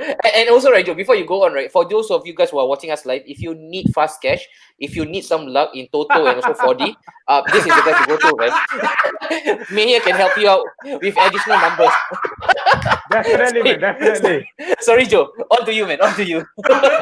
I mean, to be honest, when Frank took over Chelsea, I knew he's going to make it. I mean, I knew Frank is the kind of guy who's going to build in the youth players, the academy players. He already said it in the first press conference. Correct me if I'm wrong, Kel. He said it that he's going to start bleeding the youth players because I think at the point in time, I think Chelsea wasn't given the time to sign any players. They were at the transfer ban time. Yeah, they were doing the ban, and Frank had no choice. But then he knew that his academy players would be tough to start with, but he took the gamble. But to me personally, when Frank took the helm at Chelsea, I knew he would struggle a bit, but it's only going to be to a certain time. Eventually he will get there. It's a slow process. I mean, look at how Ole and Arteta are doing it. It's a slow process. Everybody has to start somewhere. I mean, look, he did not start winning games straight away. He started slow. He started to lose games. I mean, they went fourth place, fifth place, and then they gradually came out. Like what Yam said in all the previous pundit shows and all this. He has said it. It's not about a time where you win all the time and you get to where you are. You set the bar high. That is when Frank set the bar high. Frank told his players, look, you guys are a bunch of young players. That doesn't mean I can't set the bar high for you guys. We set the bar high. Wherever we fall, it depends on how we go. I think Frank, he's going to be one of the top managers in Chelsea. But to be more successful in terms of winning the competition-wise and all, I think in terms of Champions League, I think he needs more experience. But in terms of the league, I think Frank, he has almost got there. All right, nice Yep. one, Joe. Yes, well said, Joe. Well said, Joe. Well said. All right, now on to you. All right, before we actually shut, we've got another just a small section to look at those relegated teams, and let's do a bit of window shopping, Joe. All right, we'll see which player will actually cut the mustard for us, right, for the Premier League. Yem already has some place in his mind now. All right, but Yem, for you, right, is this again? This is indicative of the ability of Oli, but again. The detractors will say, "Oh, Ole only managed to secure third because this has been by far and large a poor season." And if you look at your points tally, right, Yem, for United, it does not really differ much from what you actually got from Moyes. I think you only got about 1 or 2 points more than what he did 7 years ago. Do you agree with the detractors out there saying that Ole only got it because it was a poor season? I wouldn't say it's a poor season in general for the whole of the teams. I would say it's a weird season. I think it's a weird season. Because Liverpool won, is it, yeah? No. Liverpool we know already won in December. We know that we won. Fair enough. Just that I keep denying it because I want Man City to win. But we all know cannot already. We all know cannot. So okay, Liverpool are already the champions. Then it was between us, Leicester, Wolves and Chelsea. So I knew between these four, the most consistent team were Leicester at that point of time because they grinded results, and of course we had Chelsea breathing in, and then Wolves also were a little bit on and off. But that's the main reason why I did not want us to finish third or fourth, just to focus on how Mourinho did back then when we finished second and Man City finished first. That's why Mourinho said the best achievement I've got in this club is to finish second. But when you look at that season compared to now, that Liverpool team against that Man City team, that would be a very close battle. Maybe the closest since 2012, the Man United Man City when City won last minute. 1 point. Because why Liverpool won this season is because they were consistent. Champions need to be consistent. That's the most important thing. You look at Ferguson when he was the manager. Before he know when he won the title, we know as fans we wanted this player, that player. But of course the manager will know better. Because he wants to say, okay, we got to get ready for the next 3-5 years. We cannot just prepare for next season. Like what Klopp is doing right now, I'm pretty sure he's getting ready for the next 2-3 years because I do not know when his contract is going to end. Because I think I don't know, maybe the young managers now all get tired. But to me, I would say it's a very weird season, not a good season. A weird season for the other teams compared to Liverpool. Because Liverpool definitely deserves to win a title. Just that the other teams, I do not know why Man City on and off, Chelsea on and off, United on and off. I mean, Arsenal, I don't know what happened. Always off. Never on. Always off. Okay. So that's the main reason. If Man City were to be consistent and the rest of the team were consistent, it will be a different league. Not different league, a different season. Right. Yeah, definitely. But it's definitely Liverpool's here. It's definitely Liverpool's here. And Kel, again, we're going to close this section, all right? And just for us to do so, you need to answer this question.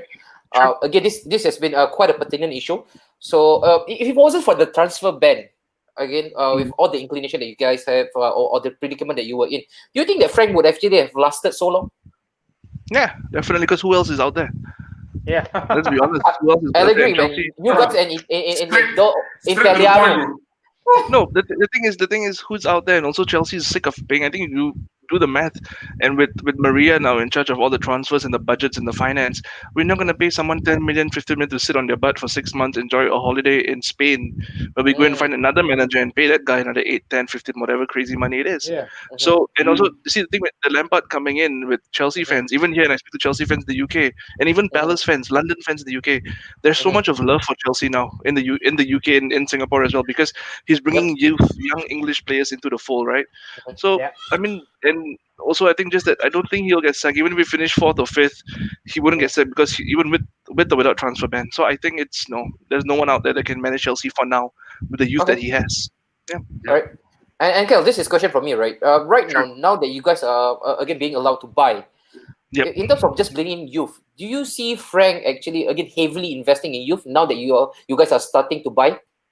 Definitely, because you also look at the players we had. I know we got Billy Gilmore injured for the whole season as well, and we got other youth players all around the clubs. I think Chelsea always has like 30 to 40 youth players loaned out in Vitesse, loaned out in Spain, loaned out all over, right? So the youth is the direction he's going forward, because even the buys that he's bought, Werner is young, Ziyech is still 20, 25, 26, that kind of age range. You might need that experience hit. And now even Kai Havertz, we want to bring someone who's 21, 22 in, right? Who's so you look at, I think Lampard is going to set the way for the next 4, 5, even 6 years for Chelsea moving forward. We're playing games without Kante.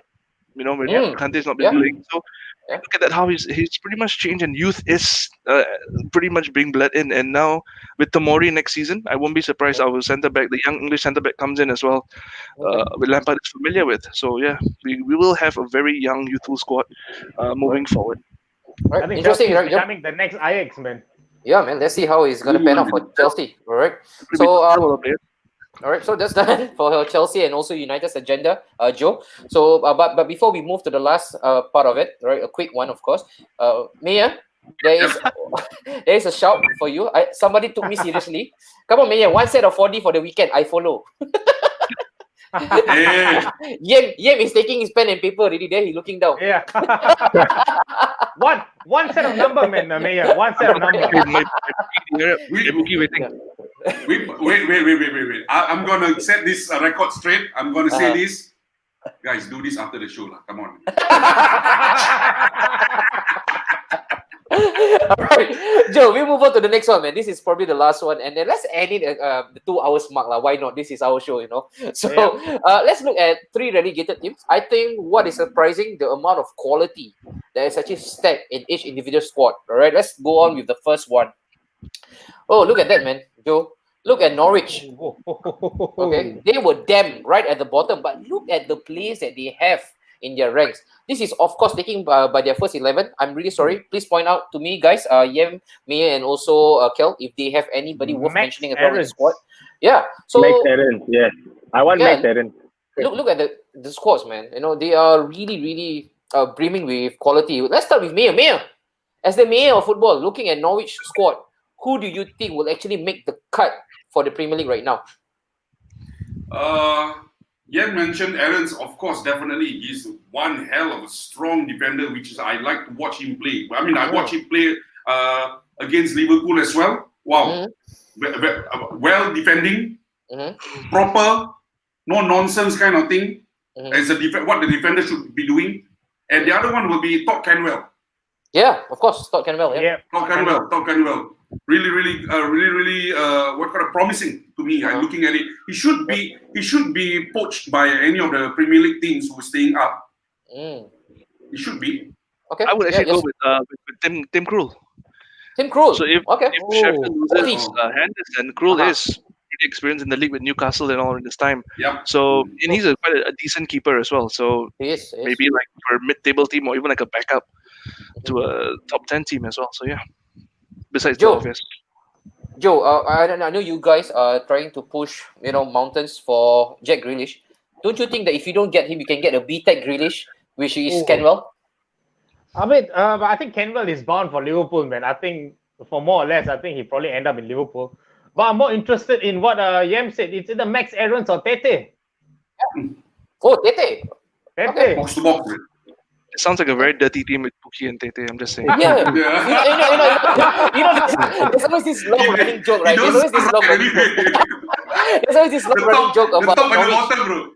Look at that, man. You got Pookie at the top. You got Canwell on the left. You got Tete in the middle. You got Daniel Farke on your bench. When you're done, you must make clean yourself. Yes, that's a cruel fact. That's a dirty team, man. That's a dirty team. But I agree, man. I agree. I think for me, as personally, I would actually take the guy Buendia.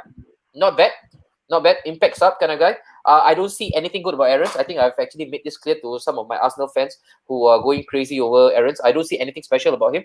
But yeah, man, Canwell looks like a good boy. I know also Lewis. I think Spurs are also strongly linked with him. So let's see where he lets himself. Let's look at the comment section for a while. Joe, Godfrey, Aarons, Canwell, and Buendia. Yep, that's it, Mark. That's it. Yep. Big Chunk mentioned, don't sleep on Godfrey. Ooh. And then Noah, Luis, Godfrey, Aaron, Canwell, Bundia, Puki, and Kroll. Yeah, that's basically half the team, Noah. Thank you so much. All right, so let's go with the next one. Let's go with the next team. Let's go with the next one. Wait, let me see if I have that. I should have that with me. Let's go with Bournemouth. Oh. Mayo, what a sad story, Mayo. The fairy tale has ended. No more vitality. You know, this player who is not there actually is Brooks. Brooks. Oh yeah, right. Brooks. David Brooks. Yep. David Brooks. Yeah, man. Damn, he's a bloody good player. I think missing him there. I look at it. Nathan Ake is already heading towards Man City. Okay. Yeah. Yeah, but Brooks will be the one actually. A no-nonsense kind of player again. To me, he should be in the first 11. I don't know why he was not being played for a couple of games before. Either he's injured or what. I'm not so sure. But Brooks, oh man, he should be in the Premier League team. Yeah, I agree.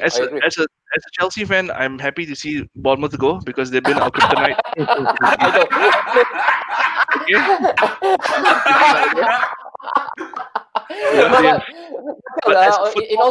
In all seriousness, who would you take up? As a football fan, I mean, it hurts to see them go, but like Fraser hasn't played right from the time the league is reached because he's been on. So you've got Callum Wilson who's gone, Cole, Ake as well. So even Cook is not a bad centre back in that sense, but Joshua King and like Wilson, the front two, I won't be surprised if they get snapped up by Spurs is looking at King.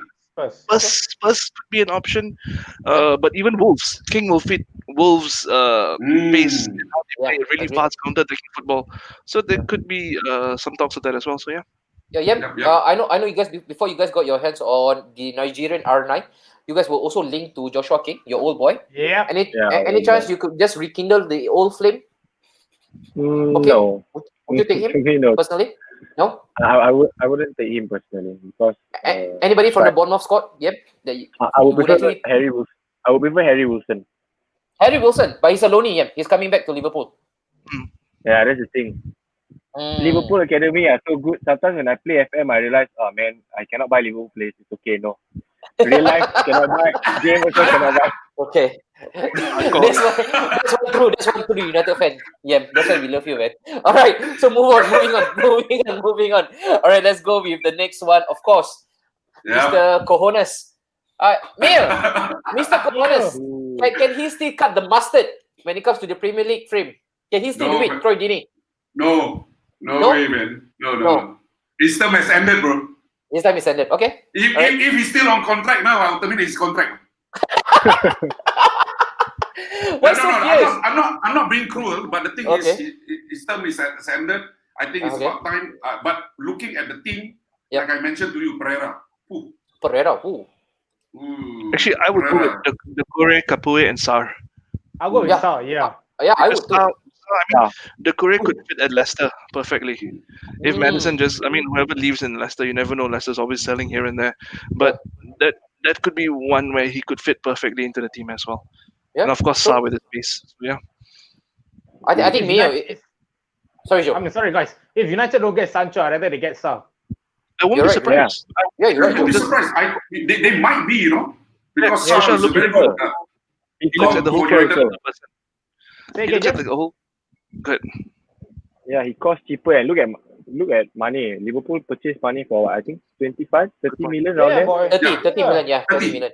Around there, and I mean he's naturally fast. His technical ability is okay for his age. I think he's 23, 24. He's still got time to develop, and we definitely lack someone on the right. I think just because he only wants to build Brexit FC. Of English. but Carol mentioned. No, but on top of that, on top of that, Social looks at someone's personality as well. He's very big on that recently. He's been mentioning that. So Sar, he's humble. People in Watford, you know what they've seen that conference. He's humble. He scores a goal, he celebrates. He's not too fancy with the skills. He's not over the top as well. He's a direct winger that might actually be a good fit for United. You never know. Yes. Bakel, he was overly fancy when he played against Liverpool, Because he was on form. He was on fire. Yes. He knew the guy in his pocket. So he went all out for it, right? Arsenal should buy Star. Just for that. Give him another chance in the Premier League. Sorry? I think Cal has mentioned. Take him in. I think Cal has mentioned about Etienne Capoue. The boy, Spurs the one who let him go and he went to Watford. I think Etienne Capoue also will fit in into the Premier League teams. He shouldn't be staying down. A really good box-to-box midfielder as well. Look at how he played. Oh my God! Also, class. And look at the squad, right? You got Pereira, Doucouré, Sarr, Capoue, good squad. It was a decent squad. Yeah, man. And now they are going to play their trades in the Championship. What a sad state of affair. But man, let's take it from the comments. See what they have for us. Dini to Arsenal, dude. Arteta wouldn't have the balls to take him in, man. Sarr and B-Tech Pogba, Doucouré, right? Yeah, Delafeu. You know, we don't mention him because he's out injured for long right now. I would take him in a heartbeat, man. Joe, wouldn't you? Yeah. On the left. Gerard Delafeu. Yeah, Gerard Delafeu. Delafeu. Yeah. He sounds French, Mia, when you pronounce his name. Really. Harry Wilson to stay at Liverpool is good news, I guess. It looks like Harry Wilson may be going away from Liverpool, though he's not staying, man. I don't think so. I think he's only coming back to Liverpool, though, because his loan. The season has ended. Yeah, but I think Klopp is going to sell him off. He doesn't fit anywhere, man. Where is he going to play him? Yeah. Yeah, but he has a good season, bro. Yeah. Did it. And with that, let's wrap things up, Joe. I know this has been 2 hours long, right? But it has been fun, absolutely fun. We'll speak to the crowd later on after we speak to all our guests, because next week we've got a special show, Joe. None of this. We're not getting the boys. We had enough. We've had enough of the boys, Joe. We had enough of them. We are bringing the Mamacita next week. We're going to bring some Mamacitas, right? Yeah. So next week, the La Chicas. The La Chicas will come in, right? Senoritas. Yes, senoritas.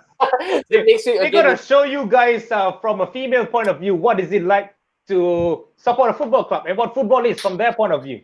Yeah, well, that's going to happen next week. But then again, we want to hear it, of course, from all of our guests today. We start off with Mia. Again, if you were to rate, right, A, B, C, of course, A being the best and C being the worst, right, in the rating scale. You can even put an F if you want to. I'm sure you wouldn't, because Liverpool just won the league. But how would you actually rate this current season, the 1920? What would you give it if you were to grade it? Season, I would not rate it as in perfect. Like you said, a perfect 10 score, but you're talking about A, B, C. I put it as B. A B. A B. Okay, and why is it a B and not an A? Also taking into consideration that your team is won the league.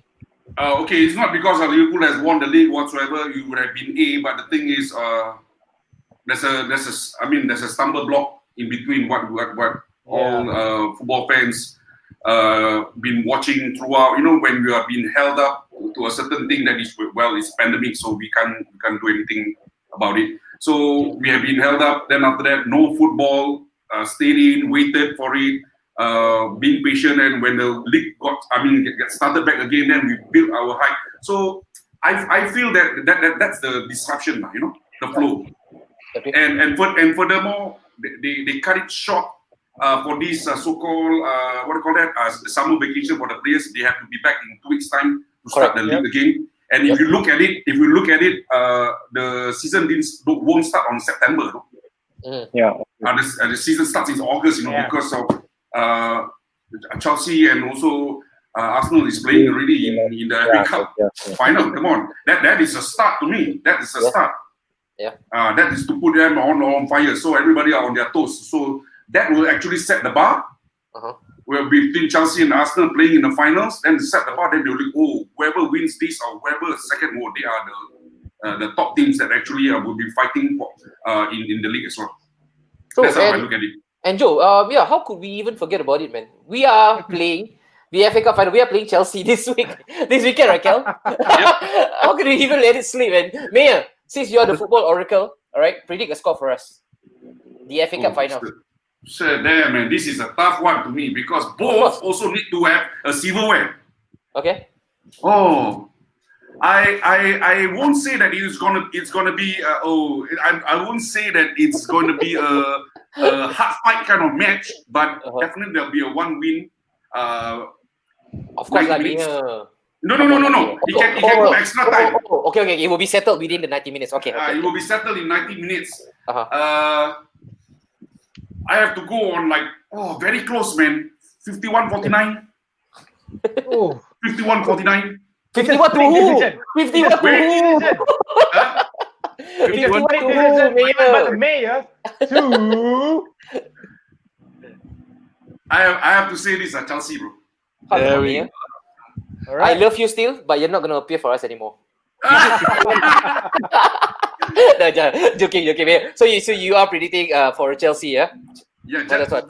Very close, This tough. Very close. Very close. Okay. All right. Both deserve to be there. Okay, sure. Yen, yourself, how would you grade this season, man? C. A C.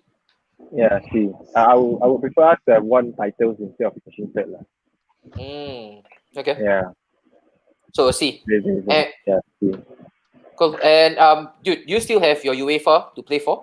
There is still a chance for silverware. All right, there is a potent chance that you can actually do it. Again, are you putting all your eggs in one basket for this one? Do you think that United can actually attain that silverware? Why not? If we can meet, if we go through all the way and we meet Inter Milan, isn't that more fun? Yeah. I like a challenge. I don't want us to go out and suddenly meet some team that I do not know. Like, of course, if we meet Inter Milan, then it's Ole versus Conte, and Conte is a very tactical coach from Kel's experience.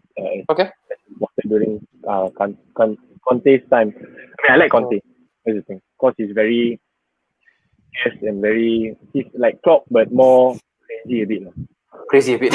yeah, same thing, man. You got to do the predictor as well. The FA Cup final, man. Who you rooting for? I want Chelsea to win because I don't want Arsenal to have more FA Cup than United. You always got your own agenda. This guy problematic. Always got his own agenda. Why am I even bother inviting him? Yeah. All right. Speaking from his mind. Come on, he's speaking from his mind.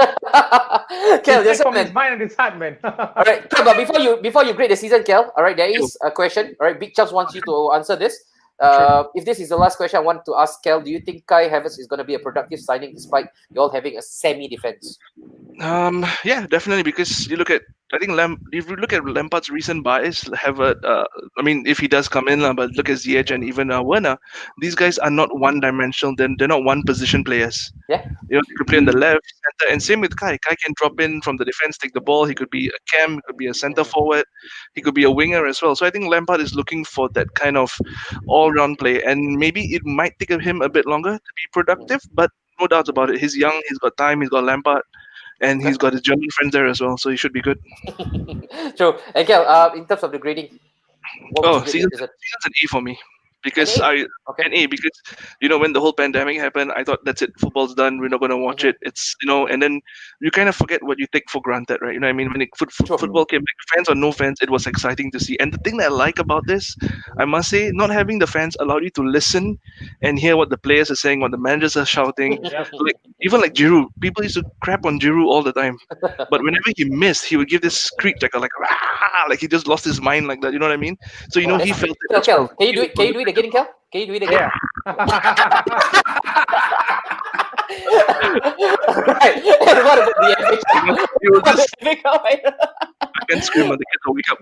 But he did this great, you know what I mean? And then in terms of that, you saw the resurgence of United. We thought they were dead and buried the first half. They came back. Chelsea's building for the future. You saw a team like Wolves and Sheffield come up and just put a bit more fight to it, right? And also you have the context laid out for next season with Arsenal and Spurs. Are they going to come back? It kind of gave you a whole story. Then you look at the relegation battle as well. It was the last minute. I was watching Bournemouth and I was watching Aston Villa. Aston Villa scored 1-0, boom, 1-1 straight away. Some freak goal that went in. I was like, okay, it's getting exciting. If Wickham scores another one, and it's been a while since we had that kind of like an agenda to the game. And even the United Leicester game, it could have gone anywhere and anywhere before the whole penalty incident. But so the season's an A for me because I think you got your entertainment, you had your drama, you had everything in it, and you had the story set for the next season. And my flag just fell. Moving forward as well. Bad omen, Kel. So with that, what the FA Cup scoreline, man? 3-2, bro. 3-2 to Chelsea. And then would it be settled within the 90 minutes mark, Kel? Definitely, because with our new jersey sponsor, we've either scored 3 or conceded 3. So good point. Anwari, how about you, man? Worry, how about you? How are you going to be faring this season, man? Dude, I would give it a B, I guess. A B. All right. And for so many reasons, right? There's so many underlinings to it. But one of the biggest thing is for me personally is in the context of just the professional work that we have actually laid out for Napshot Studio. Right, this has been a roller coaster season for us. We started in September, Napshot Studio. The first ever movement or the first ever exposure we had was to actually go down to the street to interview Liverpool fans. That was the first match. That was against Leicester. And lo and behold, man, they were crowned champions. And I mentioned this to a couple of guys when I watched the Liverpool YouTube channel. They actually named 10 pivotal matches. And we were there, Joe, 5 times. All of the 10 matches that were pivotal, all right, towards the championship, we were there 5 times, 5 matches. So I thought it was a great achievement for us as a company. We look at the end of the day, we are a small production, all right. We are based in Singapore.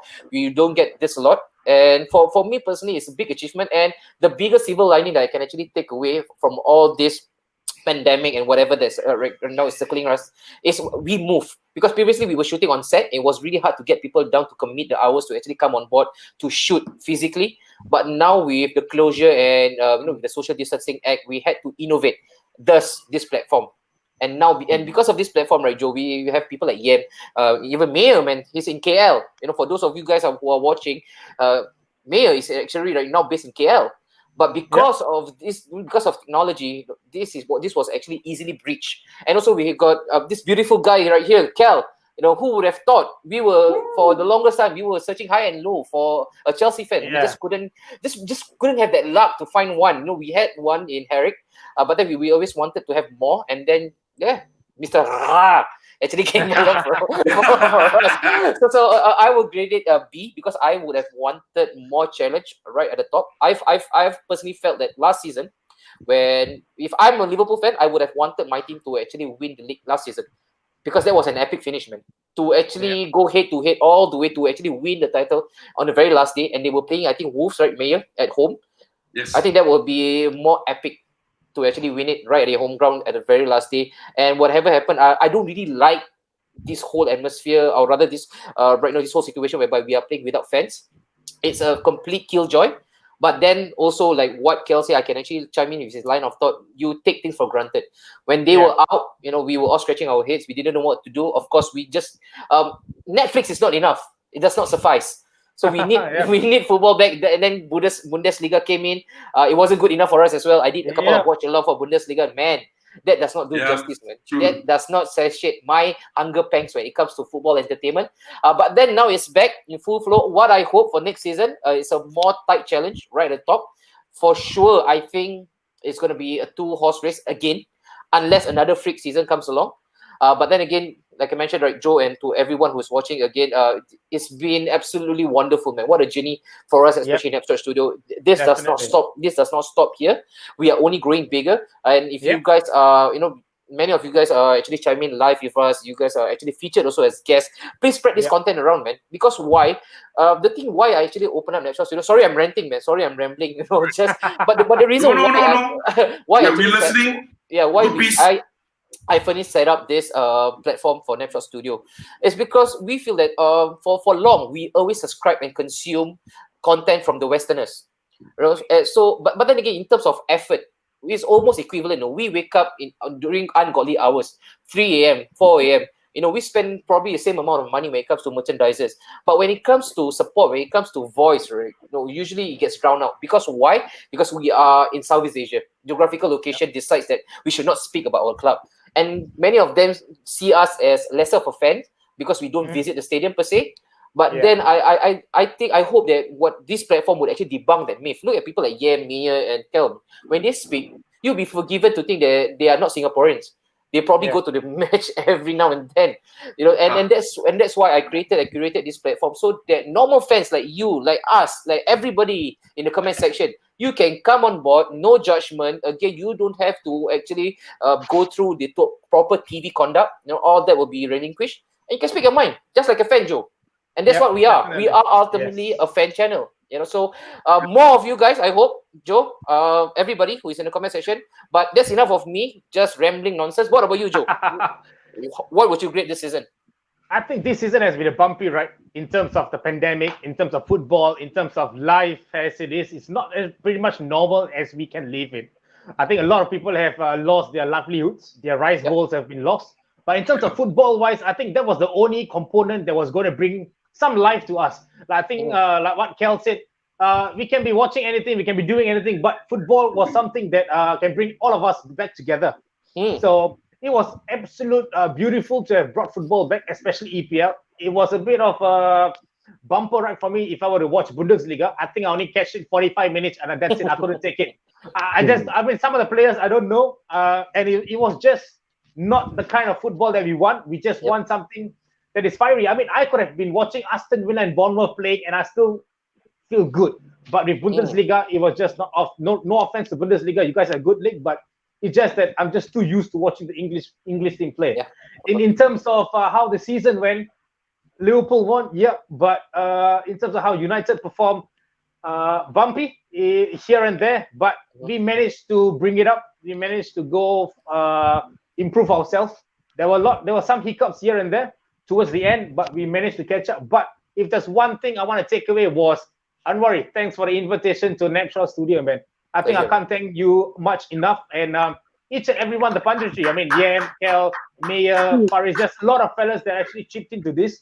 It's been a beautiful ride. It's been, I think, there's only this much that we can do. That's what a lot of people are thinking. But hey, we've got lots of bright ideas coming up next season.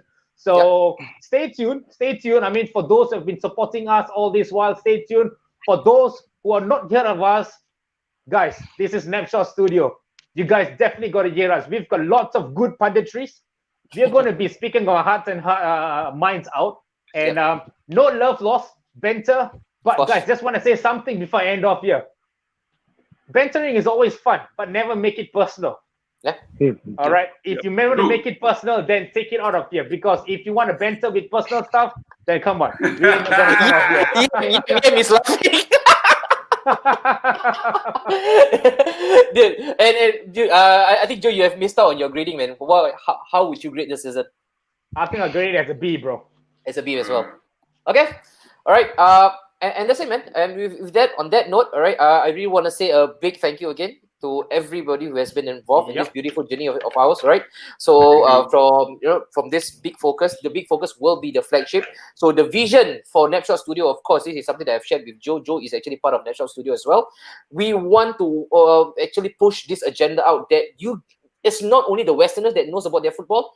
Hey, we Asians as a firm standing on football as well when it comes to knowledge. So I think over time we have been overly indoctrinated with with information from their end, saying that we always think that when the white boy speaks about football, they are right because they live there. But I hope this platform will actually debunk all those myths. So give us a chance to speak about football. And we got a couple of Malaysian guys, who has actually featured for us. Shout out to Tun Shariman for Arsenal, Malaysia. Talib Mizat, who is also the Man City president for Malaysia. And then, we got just now Asif, West Ham. I've got even a Nigeria fan, man. A Nigeria guy, Owo Labi from Nigeria. He was streaming straight from Lagos. For the big focus, we got Newcastle fan came on board. So the big focus will only get bigger. It will only grow in number. We've got a couple of exciting stuff coming up in our pipeline. But we will close this show, right, Joe?